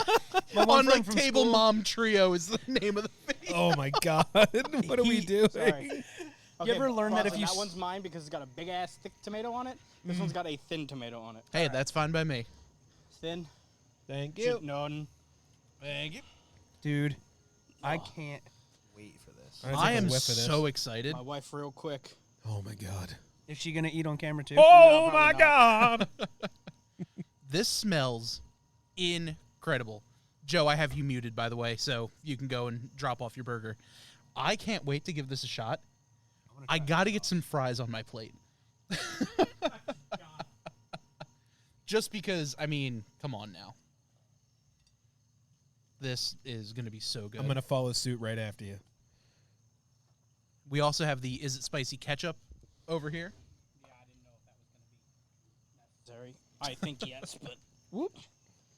Nobody saw that. Throwing things, you know. Nope. Nobody saw it. Fair. Oh, God. All right. We are getting this one set up. I cannot wait to give this a try. Yeah, I haven't. I tried the ketchup at the show, but I haven't cracked open the bottle yet. Just going to give a little splotchy.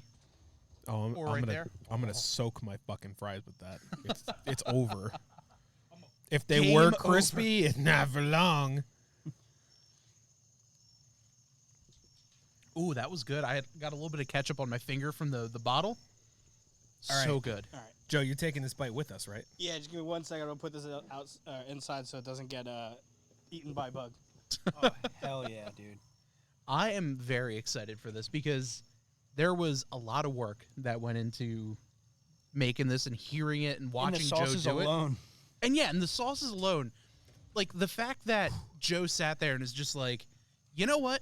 I'm going to buy all of these sauces.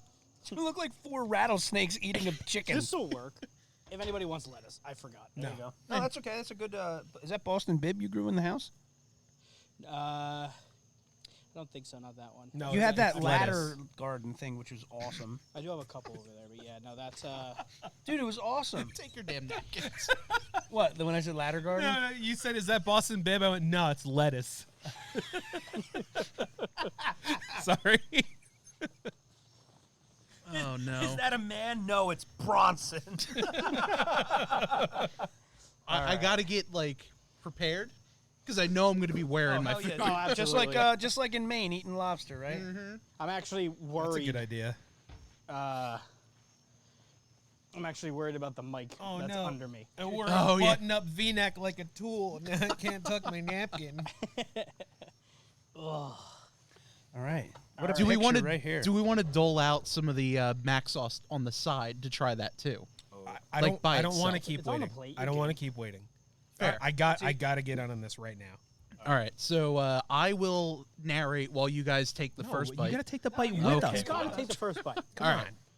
All right, ready? On the count of 3. I gotta lift it first. Jesus Christ. I made a thick boy. It's a thick boy. All right. All right, ready? All right, here on we go. 3. 3.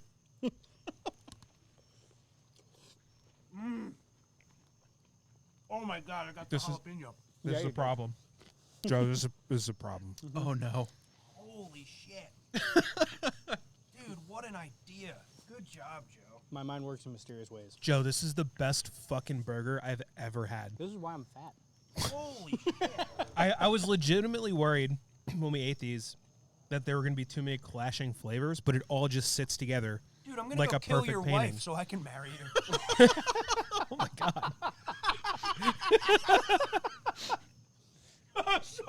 Sorry. I'm waiting for the inevitable like comment in the comment section being like, "Hey, Bring it. I'm a black belt. Joe, this is the best fucking cheeseburger I've ever had in my whole life. yes, 1,000%." Like, this is so good, and the sauces all work together. Dude, John DeMint's. the consistency of condiments, keeping a mayonnaise that consistency with the added ingredients is like really tough to do. The spicy ketchup is I call it like perfect level of spicy. It's not too much. It's not enough. I mean, not enough meaning like to me. Like I always crave more spicy, but I also want to be able to share it with people. Dude, It's shareable spice. I don't like pickles, and I like these pickles. Dude. So shout out to my buddy Phil, Paired Pints from one of the Full Slice guys with us. He doesn't eat cilantro, right? We're breaking barriers with the hot sauce world here. We're making you like pickles. He doesn't like cilantro. He ate the green sauce from DEF CON, the Yoda baby. Yep. He bought it. Really? It's a cilantro. I have the cilantro soap gene. So does he, and he bought it. Really? Yeah. Shit, I'm gonna have to try it. Dude, I got some with me. I brought it. We're gonna try it. Really? Yeah, I'm you gonna want to try do it? Okay. Oh yeah, definitely. Oh, try it with the French fries. Dude, a really good green sauce, like complex, like just so well done.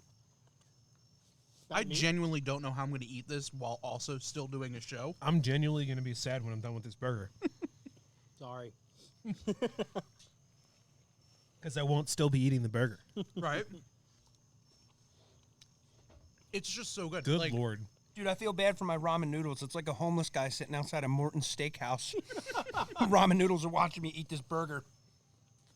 That's like a McDonald's patty watching you eat a Wagyu steak. Oh my god. I was actually going to buy Wagyu. I thought it would be too much. Dude, this is really, really well done. Really well done burger.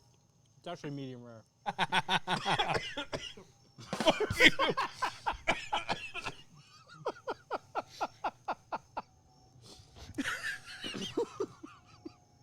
You got burger up my nose.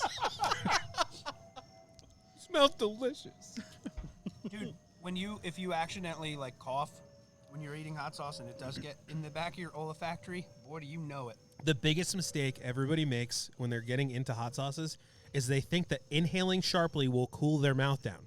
No, it pulls just it down. puts the capsaicin in the back of your throat and makes you Dude, cough. and Don't water, do that. Water too. Water doesn't help you. It Not at all. disperses the capsaicin oil. It's Yeah, like it just makes it everywhere. that's why when we did the judging for the Philly show, we got a milk sponsor. Yeah. I thought that was a fantastic. smart. that was pair. such a good idea. It was like a perfect pairing. You know what I mean? Yeah. Dude, so how you guys feel about the spicy mustard, the Hell's Kitchen? You taste that? It's great. Oh man. It's I don't like honey mustard.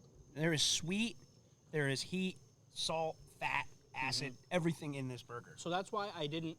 So if you guys make this at home, if you look up the Big Mac sauce recipe, it calls for paprika, it calls for garlic powder, it calls for vinegar, and it calls for sugar. Don't add any of those It's all in the sauces. because it's all in the sauces. Yeah. So My you didn't God. need to. So I have a eating story for you guys. Here we go. So a few weeks ago, I was working down in Asbury Park, did a live broadcast, and afterwards, my girlfriend and I went to dinner at one of the restaurants on the boardwalk. Now, this place is a little more, it's dog friendly, so people are hanging out, they have their dogs like chilling underneath the table and everything. So I could go. Right? So this one couple shows up and they're pushing a stroller. I'm like, oh, they have a baby. Yeah, okay, whatever. They open the stroller up and like the little sunshade, and out pops this white fluffy dog who just fucking books it. No, They that's open sad. up and the dog just takes off to go to one of the other tables Oh no. and starts like eating food on the ground. The guy gets up and he just kind of like trudges over. He doesn't even like chase after the dog. He just kind of does one of those kind of things and just slowly walks over. The woman that's at the table is just like, Max, no, come to daddy, Max, come back. And I'm like, oh no. One of those. Oh no. Just and it's like the white little, you know, like, little shitty, like fluffy dog that like Little is foo-foo dog. technically a dog because it's part of the same Yeah, but it's like species. closer to a rat. Yeah. At the right So- restaurant, it would be on the menu. Yeah. My So- aunt's got a Chihuahua named Cha Cha. That's a rat dog. Yeah, it's a rat dog. Yeah. Dude, So- I like Chihuahuas though. We rescued a couple of them. They're pretty good. Not this Chihuahua. Not that one. I didn't rescue that one. You're right. So the guy wrangles Max back to his little, back into his pen. His fucking stroller. And my girlfriend and I, we get our food, and we're sitting there, we're enjoying our appetizer, a little bit of hummus, delicious. I look over because I feel something stare, like, that feeling you get when something's looking at you? Yeah. I look over, and this dog is just staring me down. Oh, shit. And just like I can hear it breathing heavy. Oh, my God. Because it wanted my food. And every time the wait staff would walk by, the dog would stop staring and just be like, "For me, food." Aw. Like, you know how everyone does that when they see the waiter with food? But what if was for doggies? See, if I was there and that happened, right, and my girlfriend, if Christy got up to go to the bathroom, I would have waited till she was halfway across the room and went, "Wait, Max, come back!" So the dog stared me down. Dude, I'm going to blow out my hernia finishing this burger, by the way. I'm trying so hard right now. And finally, the food for their table comes. And, they get, their drinks, their app, whatever. And the guy ordered a cheeseburger for their dog. No way! Wow. So the guy cuts up the burger into, little tiny bits and pieces, puts it on one of the appetizer plates, and puts it in the dog's stroller. Dude, are you kidding me? And the dog goes ham. Burger. And I wrote about this on my work website. The dog made Cookie Monster look like Queen Elizabeth. What? And I'm just What hearing a fucking simile that was. Thank you for making me hear that. William Shakespeare. It just, all I hear is, simile. and I'm like, what is going Is on? everything okay in there? That's what Anaconda sounds like. Or her friend.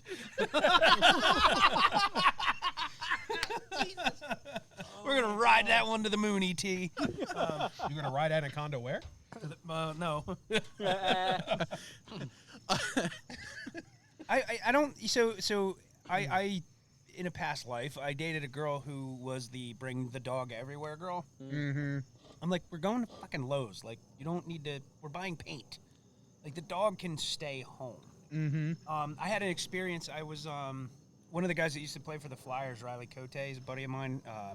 I was helping him out when he had this hemp growing foundation. It was called Hemp Heals. Like, he did a lot of good things with it. I interviewed him in college about that. Did you? About the Hemp Heels Music Festival. Yeah, with the first one, I was with him on that. Like, I ran his merch No booth shit. with him. Yeah. I interviewed him on air. He was our first full slice interview, Riley Cote. Wow. Yeah. He was, dude, what a cool guy, though. How kind. Like, he's just like, yeah, I'm just a guy that likes to ice skate on the lake in Canada. Yeah, I'm not special. Like, Meanwhile, on the ice, he'd turn around and just beat the shit out of you for looking at him wrong. and then go home and do yoga. What a mind fuck. I can't do downward dog. I punch that guy too hard. It's all about it's all about balance. But at his I Hemp can never Heals- talk shit about yoga because I've seen some dudes struggle so bad with it that I don't even want to try. Oh, it's good. I like it. I enjoy it. But anyway, Yeah. back to the Riley Cote thing. At the Hemp Heals Festival, there was a guy there that came to him and said, "I'd like to volunteer and help you with your foundation." And he had a fucking pit bull with him, which is fine. I'm not against the bully breeds. But he had this vest on the dog, excuse me, I get hiccups, that said service animal. You're good. And it was a half-ass. It looked like it was homemade. And it said service animal. Dude, that dog was not a service animal. Unless It the service was destruction. It was not a service animal. That kid, who had no association with Riley Cote or the Hemp Hills Festival, brought that dog in, and they made him leave. Like, that, show us if you're going to Honestly- have a service dog, have the papers and the credentials Yeah. to put, to prove that dog's a service animal. 'cause Honestly, that good. thing looks like it's going to fuck me up. Yeah. Honestly, good because people impersonate service animals. That directly hurts people who need service animals. Makes it harder for them to get. Exactly. Yeah. It makes it harder for them to get their animals into venues. Dude, please do not take the fact that there's still burger on my plate, that it's not the most fantastic No, fucking thing I've ever eaten. I made him thick. That was I had surgery not long ago, and it is very hard for me to finish a big So meal like that. I This thought is I was gonna do magic. like 3rd-pound burgers, and then I started forming them, and I was like, maybe they're like 1/2-pound burgers. Dude, we're not even going to get to exit 8 on the turnpike, and I'm going to finish this in Bob's car. So That's the other thing. You ever have somebody eat in your car and they didn't ask you permission first? Not that they have to ask you permission. Yeah. But that's kind of like that's an unwritten rule. No, it's an unwritten rule. Like, hey, man, is it cool if I finish this off? Or, hey, is it cool if I open up this chip bag? I don't care if my car's 10, 15, 20 years old. Ask me first. Yeah. Okay, thanks. Good. Glad we Because got that it's out. not the age of the car. It's The respect for your friend. Can you trust this person to not drop food under their fucking seat? Yeah, exactly.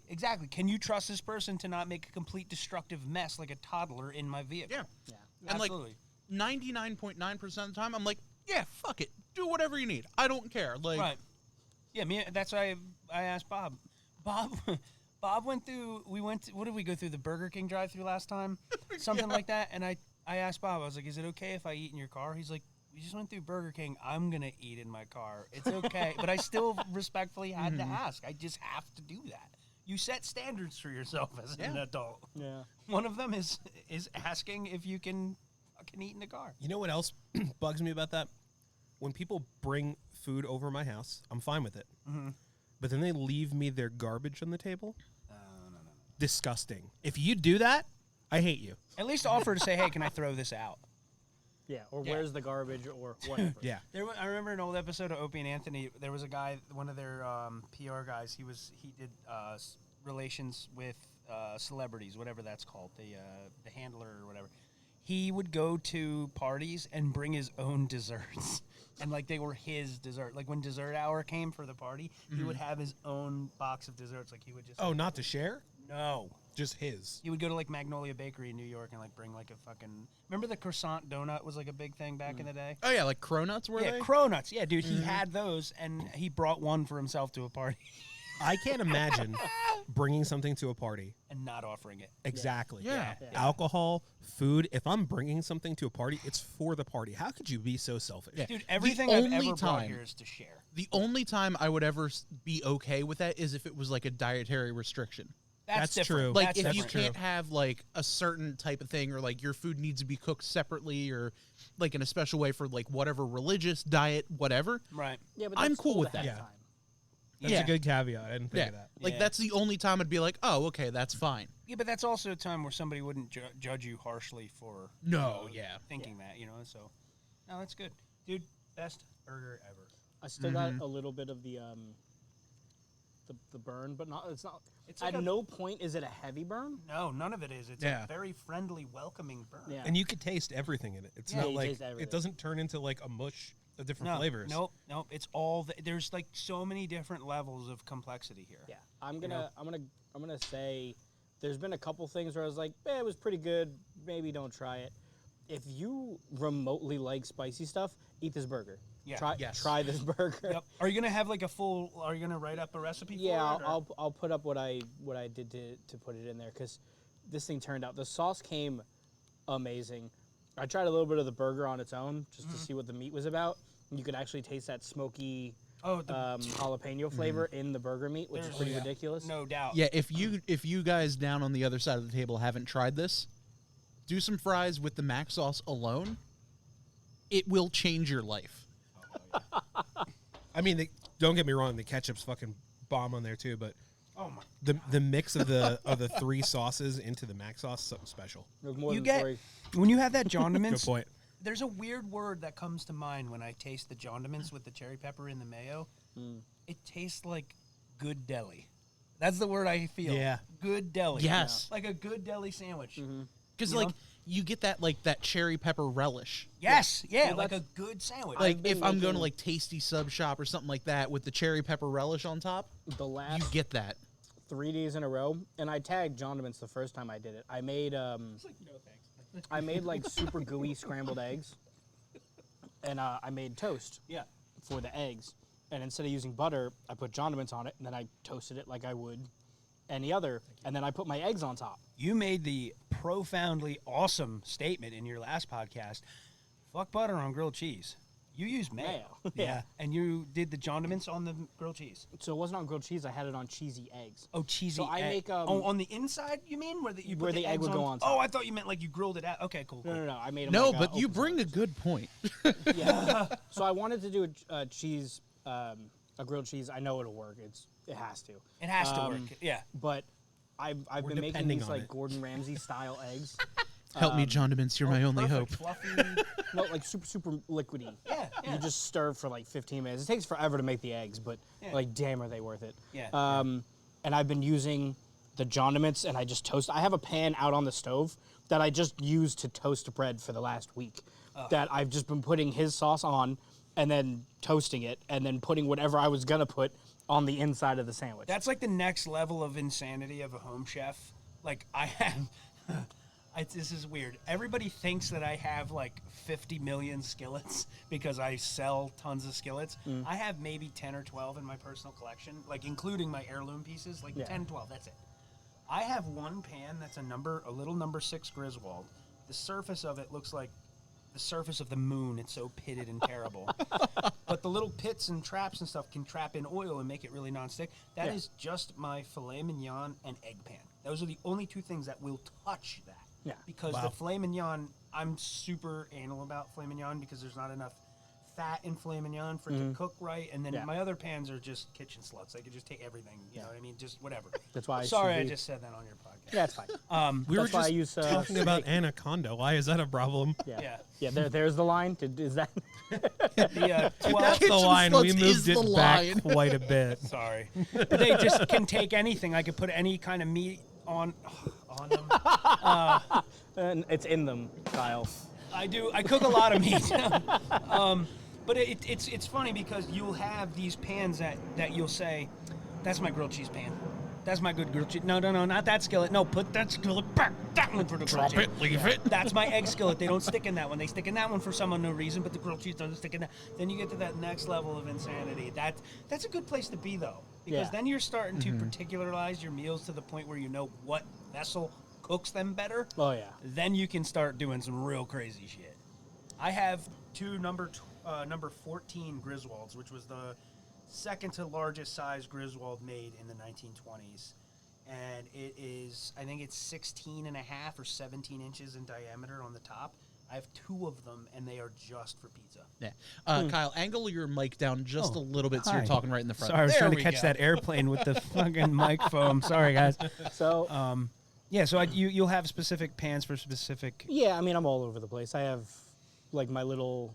What do I use for this now? What do I use for this now? And Did you am I guys use only the skillets? sous videing this, or I do have it seasoned. I haven't found the perfect thing to cook in it yet because I really wanted to go like ham, and I haven't figured out what I want to do yet. Yeah, so. but not just make sure it's not vegetables the first No, time. it's not. I would insult me. So my dad Why? used it. You gotta Because season it's Just cast for the- iron is for meat, dude. Okay. Just I don't know if You it can was cook like veggies I'm not after, supposed to, or like okay. yeah, Like after when the you get meal. a brand new car, okay? You don't let someone else drive it or drive it with a bunch of people. You drive it, you take it out by yourself the first time. Like Bob, you're probably the most recent one here. You bought your car not that long ago, right? About 2019. Yeah. When you buy a new car, there's that moment of, oh, this is pretty cool. I bought a car. And you drive it yourself and you get that weird little fun satisfaction thing. That's like when you get a cast iron skillet. You don't break it in with broccoli. So my dad broke in Point taken. the skillet that you gave me. This is for the Charizard, bitch. He literally he texted me. He's like, "Hey, I seasoned your pan. We're having London broil tonight." I'm like, "All right, Dude, really? yeah." Dude, I would love to have London broil made by a cobbler. My dad fucking loves cast iron. He has like, I think 2 other skillets, and I know nothing about them. Right. I'll ask him when I get home. Yeah.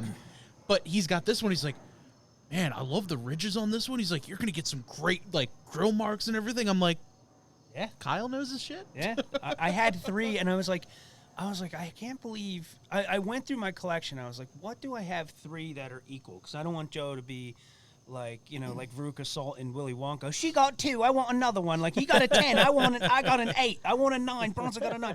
So I was like, what skillet do I have? All 3. Because if you guys ever wanted to do like a cook-off, which could be another great episode, Cast Iron Kyle hosts you guys cooking in your cast iron skillets. Another idea. Not a good idea for me. I'll burn your house down. Okay, well, we'll do it outside. Yeah, we'll Burn do the it out hot- here. Bronson can burn the hot tub down. But it would be cool to cook in them. But I wanted to find something that was equal for all of you guys, so you could like come together and maybe do a recipe or something like that, so everything cooks evenly. Because the time it takes to cook in this may not be the same amount of time it takes to cook in that. So I figure you guys could share them together. I haven't used the cast iron pan yet. I don't really cook. Okay. But here's the way my brain works. If you give me something to cook in it, I will do it. Not that you give me the ingredients, but tell me what to cook. Done. Let's cross promo a meat sponsor that I have. Let's do it. Okay. We could do it right on the smoker too. We could do right on the. We could take that done deal. Done. Okay. Done. I'll teach you to cook in that. If it turns into a challenge, then I'll do it. We'll call it "Give a Man a Fish." But then cook steak. Wait, keep them if we're gonna guessing. do a challenge, let's do a full challenge. Okay. Sous vide, flamethrower, Okay. sous vide cast iron, Okay. full cast iron. Would taste better. Joe, we don't have time for this. This is a work night. I got to think about this. And I We have need to no start problem like co-hosting, like Bronson and I doing it while you two go head to head. Bob's like, I'll host it. You guys just, Yeah. give me a Well, taste just here give and me there. some, Yeah, of what? course. I'll host it too, Bob, damn it. I'll judge, You know what, dude? That's It's what we not should going do. to taste good if I cook it. We should have a group chat, the four of us, just the ideas of food we have. I think that would be a very productive thing to do. Not a Discord or whatever you Not from my pant size. guys use. By the way, John in the chat goes, I have a few bottles of Johniments left. $50 or best offer. Only trading for a 1976 Corvette. I know what I have. No low balls. Or a roll of toilet paper during COVID. Yeah. I just used about 3/4 of a bottle for the sauce. You know Damn. what I did it with? I made an Italian sub for work. Dude, how stupid is this? I made it with an Italian sub at work. I have this little Tupperware hoagie container, and I like to make a hoagie because it takes me all day to eat it, but I want it to seal up when I'm not eating. Yeah. And I made, instead of mayo, I used condiments. I did the pepperoni, the salami, the provolone, salt, pepper, oregano, blah, blah, blah.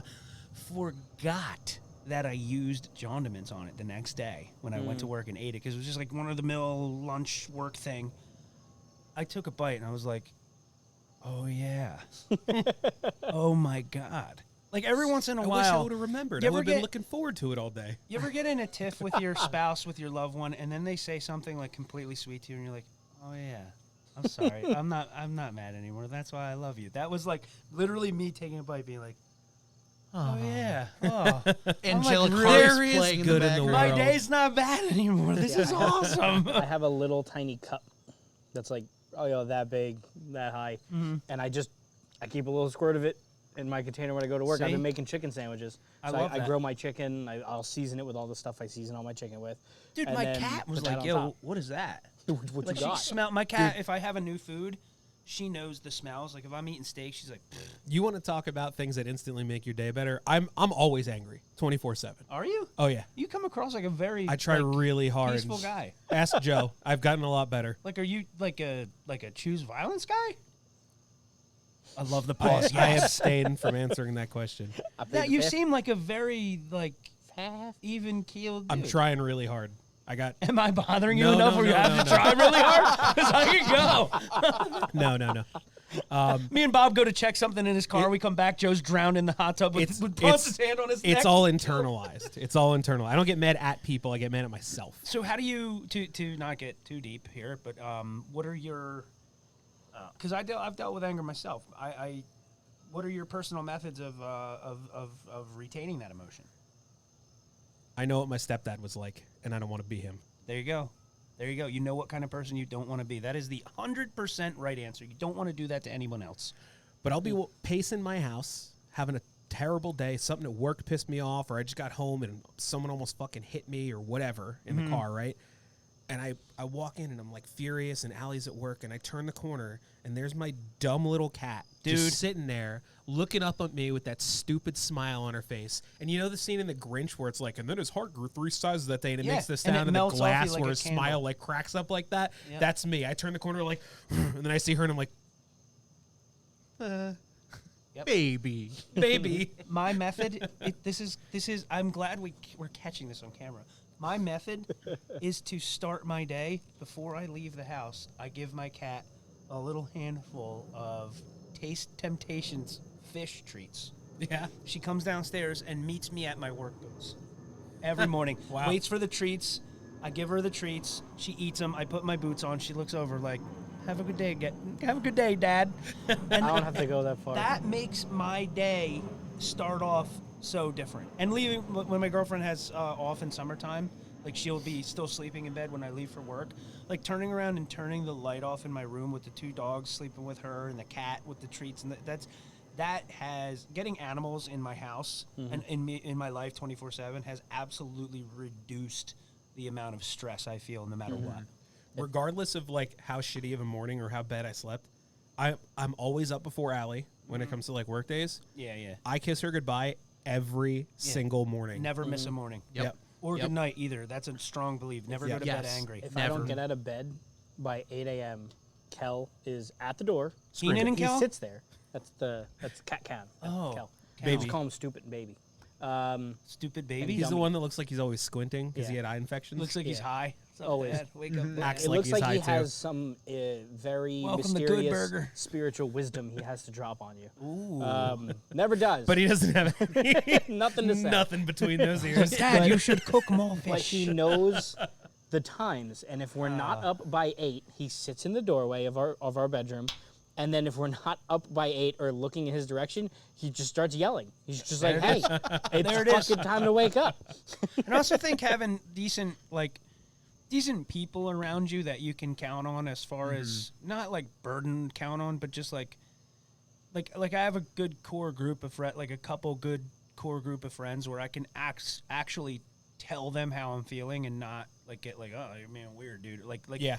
Yes. I don't got time for absolutely. those kind of people. No, I don't either. I have my friends where I could say, dude, listen, this happened at work. This is how I feel. Because I can't text Christy when she's at work because she is a teacher. She has kids all day. I can definitely come home and sit down and talk with her, which I love to do. Don't get me wrong.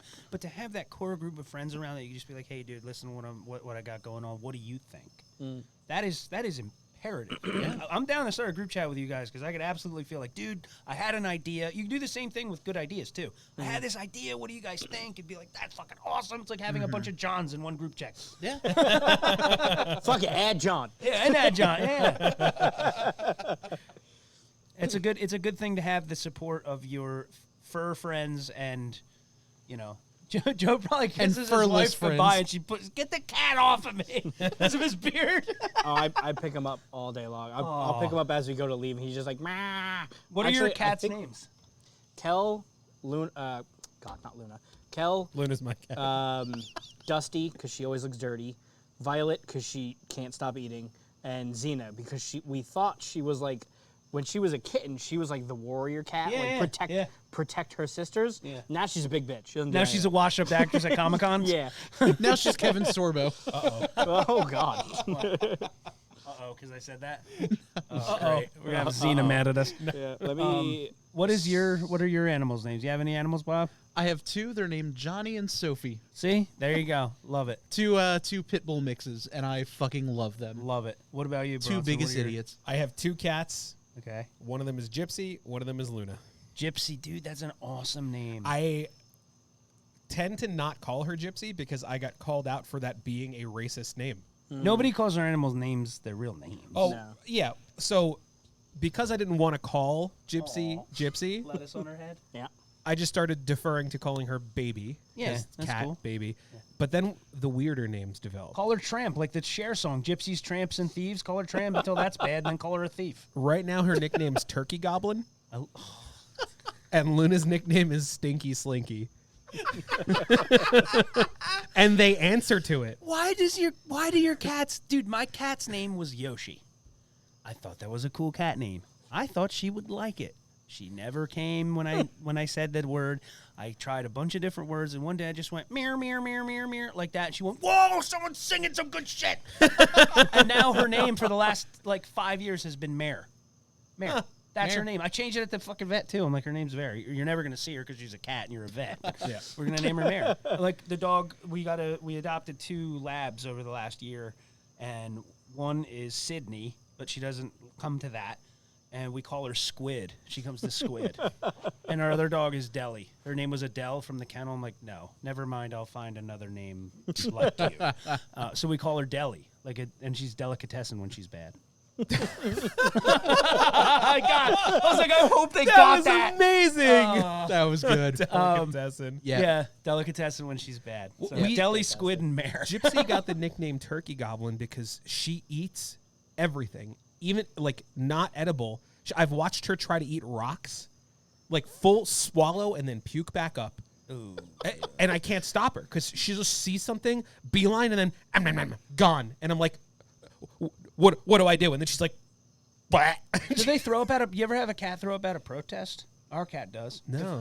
So we're No, my cat kennel shits training. outside. Spiteful piece of shit. I've had them shit at a protest. We're trying to kennel train our dog. This is actually really funny. We're trying to kennel train the one hound that doesn't get along with the cat to sleep in her kennel at night. But every once in a while, we'll be like, oh, she's being so good. Let's let her try and sleep in the bed. If she sleeps in the bed, the cat will throw up in the guest room.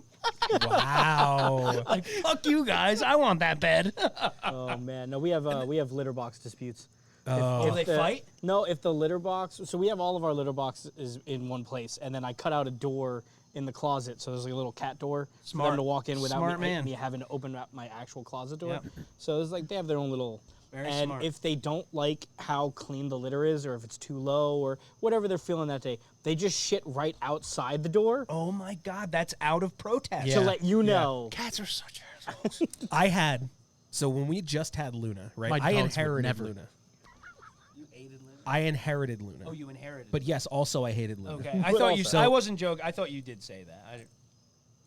It manifested. Story still because applies. It's true. Gotcha. So, Allie, before she lived with me, her mom's kind of a terror, and she ended up leaving her mom's house. And I was like, "Well, yeah, you can move in with me. I'm in an apartment." And she's like, "Can I bring Luna?" And I'm like, I can't tell you to get rid of your cat. Like, I don't. Like, Was your I've- apartment allowing you to have pets at the yeah, time? yeah, that's that cool. wasn't why. That's cool. But so she brought Luna in, and I ended That up. would have been a great excuse to not let her. That's true. Not my lease, babe. Sorry, get rid of it. But I did end up liking living with Luna, That's cool. except that she has always scratched furniture. That I can't handle. Yeah, me neither. Anyway, a little bit of that. There's that. So I told you. Told you I'm a mad dude. Anyway, so we never were able to resolve it. We gave her a million scratching posts, blah, blah, blah, whatever. We moved. She turned into a nightmare.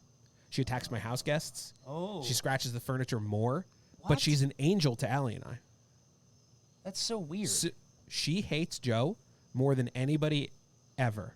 She attacks you? Oh, yeah. Tries.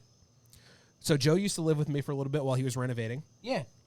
He used to have to walk downstairs with a camera stand, and Luna would come charging at him, and he'd scoot her into another room with the camera stand, and then run out the door and shut You it had and to lock it. deflect her like a goalie? Yeah. No, I actually I scooted her like I was using what's the ice Curling. The Zamboni? Curling. Oh, curling. So I used to curl Luna when she ran at me. Oh my God, that's funny. Scoop Dude, her under the stomach and then slide her into another room. good pets are absolutely the best. But then we were like, okay, maybe if we get another cat, it will chill Luna out, because maybe she's just acting out because she's alone. Ah. So we did, right? Okay. And Luna has always been good with other cats. She used to live with other cats when Allie had Smokey and Princess before that. But so we got another cat named Candy. And Okay. Candy was a beach ball of a cat. Big. Oh my God. Like a man. watermelon with furry legs. And she That's was a visual. she That's a was good visual. a good cat. However, when we went to the pound to get her, they told us she lived with other cats. She's fine with other cats. When we brought Candy home, we tried for 5 months. Candy would not stop shitting on the floor. Never. Can't have that. In all different spots in the house. And we started getting the carpet cleaners and the enzyme sprays. And because she was huge, we were like, maybe she's got a litter box from. I ended up buying a clear plastic tote, cutting a side out, and using like that as her litter like box. a Rubbermaid Yeah. moving tote? Wow. Yeah. Oh my and God. she still wouldn't use it. So what we ended up doing was I isolated her in a fairly large bathroom for a month, Uh-huh. and she didn't shit out of the box once. And I was like, what the fuck is going on? Fucking weird. So finally, I'm like, you know what? I really don't want to bring her back. She's such a sweet, loving cat. She doesn't scratch furniture. It's just like, if we could fix the pooping thing, she's perfect, right? yeah.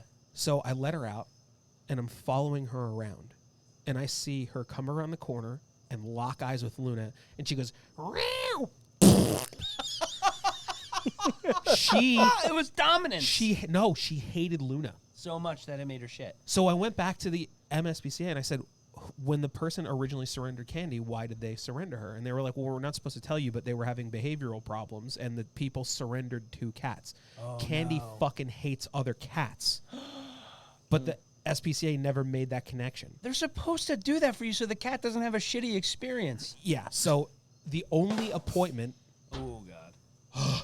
The only appointment... Try that one. The only appointment I could get to bring her back was on Christmas Eve. So I brought her back to the pound on Christmas Eve, and I was like, there's nothing wrong with her, but she has to be a solo cat, and I can't just tell my wife to get rid of Luna. Yeah. She's already her cat. And they were like, no problem. We'll find her a home. We'll make sure we list her this time as solo. We'll find a good place for her. And I felt so bad, but it was like stressing my marriage. It will stress your marriage. Dude, we were both like frustrated with each other, cat shit on the floor all the time. It was disgusting. You can't and I'm have a neat that. freak, man. Yeah, you can't have that. So I get there and I'm like, you know what? I don't want a kitten because of too much fucking work. I've never had a kitten before. And I walked into the MSPCA. But you just know it's work.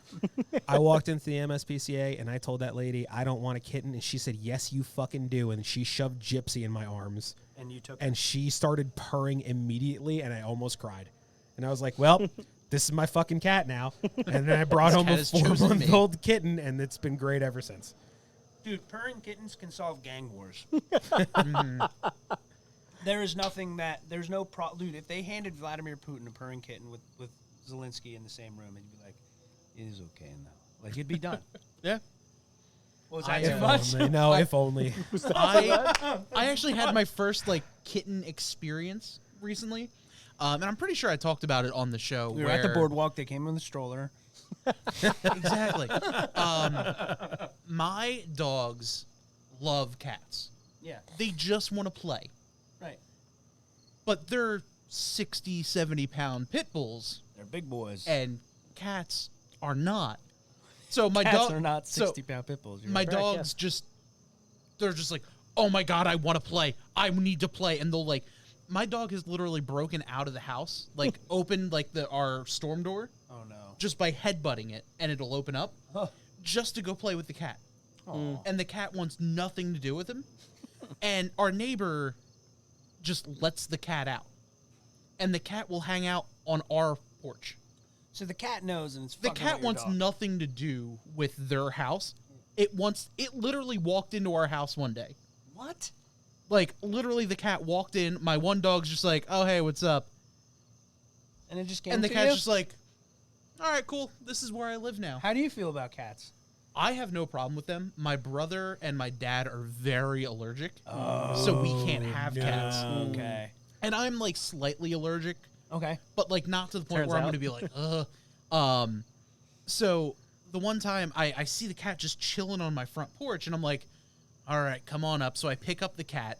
The cat decides to climb up my shoulder and chills and hangs out on my shoulder like a parrot. Aw. And I'm like, all right, I guess you're living here. So I walk over to my neighbor's house, knock on the door. No one's home.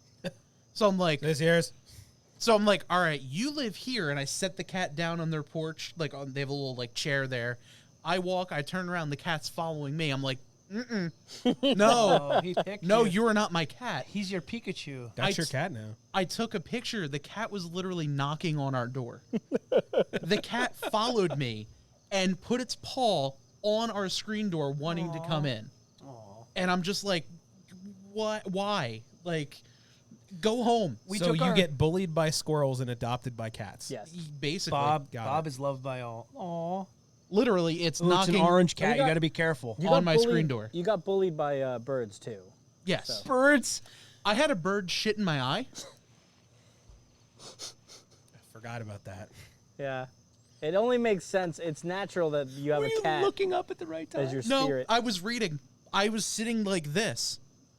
And I'm sitting there, I'm reading my book, I'm outside, I'm having a good time.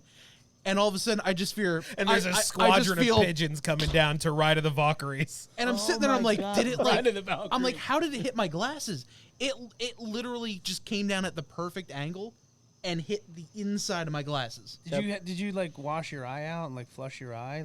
Oh, yeah. You know the fucking I- diseases and bird shit? Oh, I know. Dude, we took And I'm just like, are you fucking kidding me? I forgot. I was going to tell you guys. Grounded because of squirrels. Ugh. We took our dogs on vacation this last week, we got a dog-friendly Airbnb, and the Airbnb we stayed on it was called Lake Green in Maine, which has this like weird legend of the like world record trout. Some guy caught, took a picture of, and like threw it back, but it doesn't connect to any other waterway, so the fish probably still there. Technically, yeah, probably. But the Airbnb had kayaks and a rowboat and all this like cool, like it had a little dock, like you could swim there if you wanted to. So whatever. cool. I put the dogs. Bad idea. Put Christy in the rowboat with the dogs. Oh no! And we took the rowboat out for all of 2 minutes until the dog saw the bug, because our dog chases bugs. No. She saw the water bugs and was on the side of the canoe, the rowboat like this, like swaying it back and forth. I was like, this dog is going to sink us in this Airbnb. Their rowboat's going to go to the bottom of this lake. The trout's going to eat the other hound because the trout's so fucking big. So we literally went out. I said, let me just get the picture. Took the picture. Christy has her one hand on the dog laying next to her, and she's holding the collar of the other one that looks, the picture makes it look like our hound's like Christopher Columbus or like Washington crossing the Delaware, yeah. And our other lab is sitting there waiting to hoist the mainsail. And it was the perfect. If I show you the picture, you would never know the chaos that ensued before and immediately after. And we made it back. We rode the kayaks out the next day. It was just super fun. I filmed a little video on that cow grill. Did you guys see that little thing? Dude, that fucking reel went nuts. The one with the steak and the portobellos? Yeah. Man, that looked fucking good. The elk steak, yeah. We could do some stuff like that here, too. I'll bring that thing over. I have to keep it now. I can't sell it. Oh, no, Yeah, I told Chris, I was like, this is going to go with us on if vacation. I ever had something like that, that's a fairly family heirloom. That's it. It's now a family. Yeah, that's it. Christy goes, "Why is that cow in our trunk?" I'm like, "I'm taking it to Maine to cook on." Why She's like, isn't "Oh, it? okay." Yeah. She's, dude, I have to What say, kind of question is that? She's so supportive of like. I made videos while we were on vacation. Like, I try to do my picking and my vacation or my picking and my videos. Like, I try to build it around time, like when she's sleeping or doing something else, so that when she's awake and I'm awake, we can do stuff together. Like, I'm not trying to do a video right in the middle of the day. Yeah. But sometimes it happens that way, and there was a really good time where the sun was in the right spot on this rock right next to the lake. I was like, I gotta go do this video. Did the video, made the elk steak and the portobellos. Used like 6 pieces of charcoal, which was like the only thing that could fit in there, right? And then made the video. It was awesome. You know, I had a good time. I left the whole bag of charcoal out in the rain. Oh, no. Yeah. Like, I didn't need the charcoal for anything. I was going to actually, like, donate it to the Airbnb, even though there's no grill there. Like, here, you figure this out.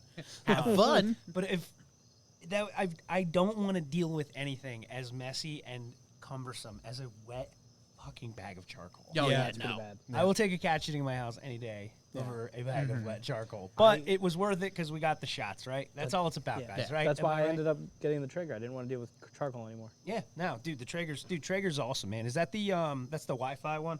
Yeah, how awesome is that? We bought a Wi-Fi booster that I had to put an outlet in the garage so I could put the Wi-Fi booster out there so that it would work the grill in the backyard. I'm about to put an outdoor Wi-Fi hub under the deck. So for the smoker. Yeah. Yeah, see, that and all the lights. this is a man. This that is a and man. All the lights behind you. That is those a are all man. those are all Wi-Fi as well. Really? Yeah. You can control them with your phone? Yep. That's fucking Yeah. I can Yeah, change right the now they're lights right now. Tabletop Trio Blue. Yeah. Dude, dude, we've had to have been going for like Almost 2 hours. This is why I regret not having a backyard anymore. Dude, when I this is- bought a house, I was like, I don't want the chore of a backyard. And now I'm like, I should have got a fucking house with a backyard. it's a great thing. We have one comment from Peter asking, how are y'all's mouths, are all your mouths cooled down from the pizza competition? Yeah. Oh, yeah. It wasn't my Yeah. mouth that was the problem.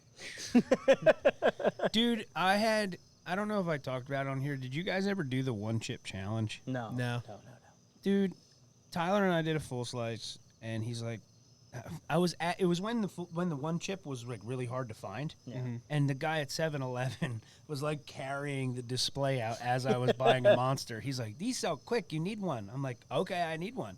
So I bought it. You got it. They were sold out by the time I went back home, and like an hour later they were gone. Damn. It was like when they were really hard to find. It was like Yeah. the first big thing. Yeah. And the day after I did the one chip challenge, the next morning, me and Christy left for like this big road trip out in PA and shit. Oh, no. Oh. Dude, I must have shit at every giant and bootleg half-ass food market all through the Poconos. I bought a DVD with like Alfred Hitchcock movies on it because I saw it at a grocery store, like a bargain bin, DVD bin, like $1 DVD. I was like, I would have never found this if I didn't have viral diarrhea right now.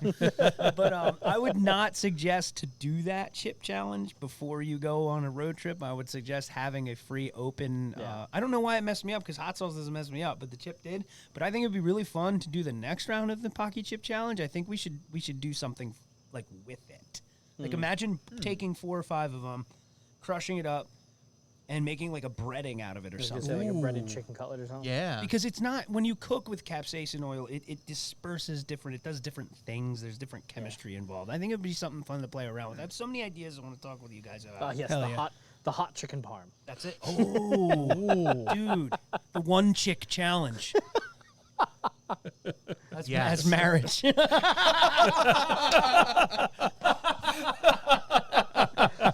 Awesome, man. I'm killing that one right now. That one's going Your great. shitting cat almost messed it up.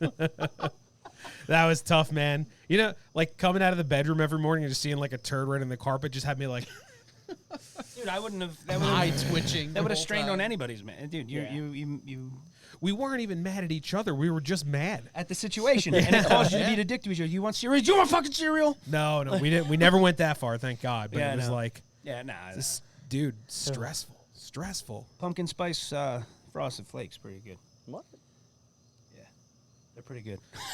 Are you guys one of those ones that's like, oh damn it, pumpkin spice season's coming too quick, or like, are you embracing it? Oh, dude, pumpkin spice Wawa coffee is one of my favorite I coffees. fucking love pumpkin spice so much. So do I. You know what I like more than pumpkin spice though? What? Apple cider. Yes. Anything. Apple. Fall's my favorite taste. Well, that was doing Season. So- that was our episode idea for the fall. Yeah. Yep. Yeah. Starbucks. That's called a transition. So, not a big fan of Starbucks, but Starbucks has a apple cider shaken espresso.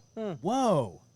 Holy shit, it was amazing. Wait, an apple cider espresso. like an apple, like you know how they have the pumpkin spice? It's Yeah. an apple, like an app. Sorry, not apple cider, like apple cinnamon, Oh, yeah, that makes sense. Oh, that makes sense. Wow. Yeah. and it was incredible. Dude, Starbucks one time dropped a cup on my lap. The one in like, I think my it was God. Bordentown. It was a full hot coffee, and the girl held it by the lid, which is like 101 barista. Don't do that. Yeah. The whole thing spilled on me, bounced and spilled, and like all over my car. It could not have been less destructive. I would have lost my fucking mind. If They that gave happened me to a packet. First off, they gave me a gift card for $200 to get my car cleaned That's and not to enough. buy, That's good. buy new pants. 'Cause, dude, it was just I was You're like lucky you didn't get burned. I was going to a funeral. Oh, dude, I was fucking driving on the George Washington Bridge and got slammed into on the way to a funeral. Talk Yeah. about a less opportune time for something like that to happen. It's not like it's a Fuck. good time to get coffee spilled on you or get wrecked on the George Washington fucking bridge. Yeah. There couldn't be an orchestrated worse place for an accident, by the way. They gave me $200 to get my car clean and get new pants. And I feel like that's not enough. well, they also gave me a stack of 50 free any drink, any size coupons Oh wow. that I still use like years later. Every once in a while I'll forget and they're in my glove box. Like, oh yeah. Nice. Nice. And one time, I went to a Starbucks drive-thru. I won't say the town because these people absolutely remember this moment. Not that they're listening or anything. They could be, but I went nuts. Talk about anger. I gave them the coupon, and the lady came to the window. She goes, "We can't accept this. It looks like it's a printed counterfeit." I said, "I will shut my car off right here in this drive-thru and explain to every person in that room why I have these. We can call corporate, and we can wait until corporate's open at 9 o'clock. It is now 7. I will park my car here. Give me that fucking coffee." I said, "I was going to a friend's funeral. You dropped a full hot cup of coffee on me. I'm clearly driving to work. I ordered a medium coffee. It's not like I'm milking it and ordering a bucket of shit from Yeah, you it's not like guys. a Trenta with like 20,000 pumps of bullshit. Give Like- me the coffee now." And like 3 or 4 baristas behind her were like, "Bro, just give them the coffee. We're sorry. Like, we didn't realize. Like, why would a counterfeit free coffee coupon? You'd have to Yeah, and get you're one in getting the a beginning. medium. I'm Like- getting a medium, just a medium blonde roast. You know? So, hey, Oh my shout out God. Starbucks did the right thing, whatever. Yeah. Anyhow. Dude, I had a lot of fun. Yes, this has been awesome. I cannot wait. We are going to be doing a episode probably a little bit later on, probably next month. Yeah. September-ish. Yeah, he told me about that idea you guys have. That's a great We are going to idea. be doing a fall activities episode Okay. where we're going to be hanging out outside again in the backyard here. I believe Phil is going to be coming on as well with some mead. Yep. We're going to have Homemade Kyle mead. come on again with Hell us. And just kind of hang out and do like a fall activities like campfire, s'mores. How do you guys feel about like an apple cider barbecue ribs on the smoker? That's what I we will were, that's what we were talking always about. say yes. Oh, yeah. Fuck. We were gonna do cider, pretty much cider everything. I was gonna try to get cider donuts. I was gonna do cider ribs. Phil was the one who makes mead, so he's Yep, gonna make yep, like Bob was saying, he's yeah. gonna make like a cider style mead. Oh, good guy. Sizer, right? Sizer, that's what That's it's what called. the cider meads are Yep, called, yep. Sizers. Sizer. Yeah. That's cool. And then That's we were gonna get a awesome. couple of like hard ciders and do a couple taste tests and stuff like that. So we were really gonna lean into it. Dude, Yeah. I made. Remember my friend? You remember Phil from Full Slice? He and I. First time we ever got together, we went to a farmer's market. Literally, like just with like a blind taste test or blind palate of like, I have pork belly. What can we do? We made pork belly sliders as apple cider donuts as the bread Holy shit. with pork belly and like a little maple syrup. Damn. And I have a really great recipe for apple cider barbecue sauce. We can definitely make it here if you Yes. want. There's an ice cream I'm down for place that. near my job that they'll bring us ice cream every now and then. Yeah, yeah. They do apple cider donut ice cream sandwiches. You guys are going to fucking kill me. Oh my god, I dude, might what a- have to bring those. Yes. Yeah, Jesus dude, Christ. thank you for having me, guys. This has been a very, very fun episode, a very filling episode. I could eat that again for dinner tomorrow. That Sorry. was. Feel free, I'll package it. I will eat it. Don't tempt me with a good time. This is awesome, dude. Thanks for having me. Yeah, dude, thank you for coming on. And Kyle, dogs. Yeah. Flying. Big dogs landing on my face. Give us a If you get that reference, please let me know in the chat. give us a rundown where we can find you, whatever you want to plug and all that kind of stuff. This is all your time here. Just check it out on @castiron_Kyle on Instagram. And if you guys get a chance when you're done listening to this podcast, you can always check out Full Slice. We're going to be doing stuff together. This is your captain speaking. That plane really wants to be in this podcast. that was really- That's the lowest one so far. That was really low. You should just put Tabletop Trio on your roof so when they fly over, they can look down and you can plug it. Dude, Yeah. you know what I found out? You know how fast you can get the FBI to someone's house if they're pointing a laser pointer in an airplane? Immediately. Minutes. Yeah. Minutes. 3 to 5 minutes typically. Yep. Yep. Insane. I didn't know that. I watched a video of it happening This is live. a great thing to talk about. Yeah, it just astounded me, the response on it. Oh yeah, no, that's a big that's a felony. Yeah, You could blind somebody. of course. On that note, Cast Iron Kyle, @Kyle on Instagram. You can check out our podcast after you're done listening to this one. Of course, I'd like to do some stuff together with all of us. This table's definitely big enough for a nice party. Hell yeah. Full Slice Podcast, and if anybody gets a chance to check out the video I made with Brad Leone, you go to Brad Leone on YouTube and check out Local Legends episode 5. I would appreciate your feedback. You will learn so many cool things from that, like how the fact that like a Griswold 8 isn't actually 8 inches. It's Yep, like there you meant go. for like the old school like potbelly stoves and everything. Plate sizes, yeah. Yeah, lots So- of people say 8 inches and are lying. Yeah, they say Listen, a Griswold 4 is just fine. Okay? Well, on that note, It's- thank you all so much for hanging out with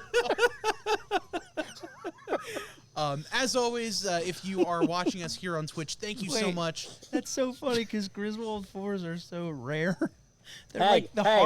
hardest ones to find. So if I'm like, So like the what if you need a most magnifying valuable. glass? you can't find them. So you can't find the 4s. It's never mind. Go ahead. I'm sorry. If you're watching here on Twitch, make sure you give us a follow if you like. Subscribe as well. Check us out on YouTube, all the different websites and all that kind of stuff. Thank you to everyone who hung out in the chat with us today, watched Joe cook, watched us absolutely gorge ourselves on the best burger ever. If you guys have any ideas, shoot us an email, go to our website.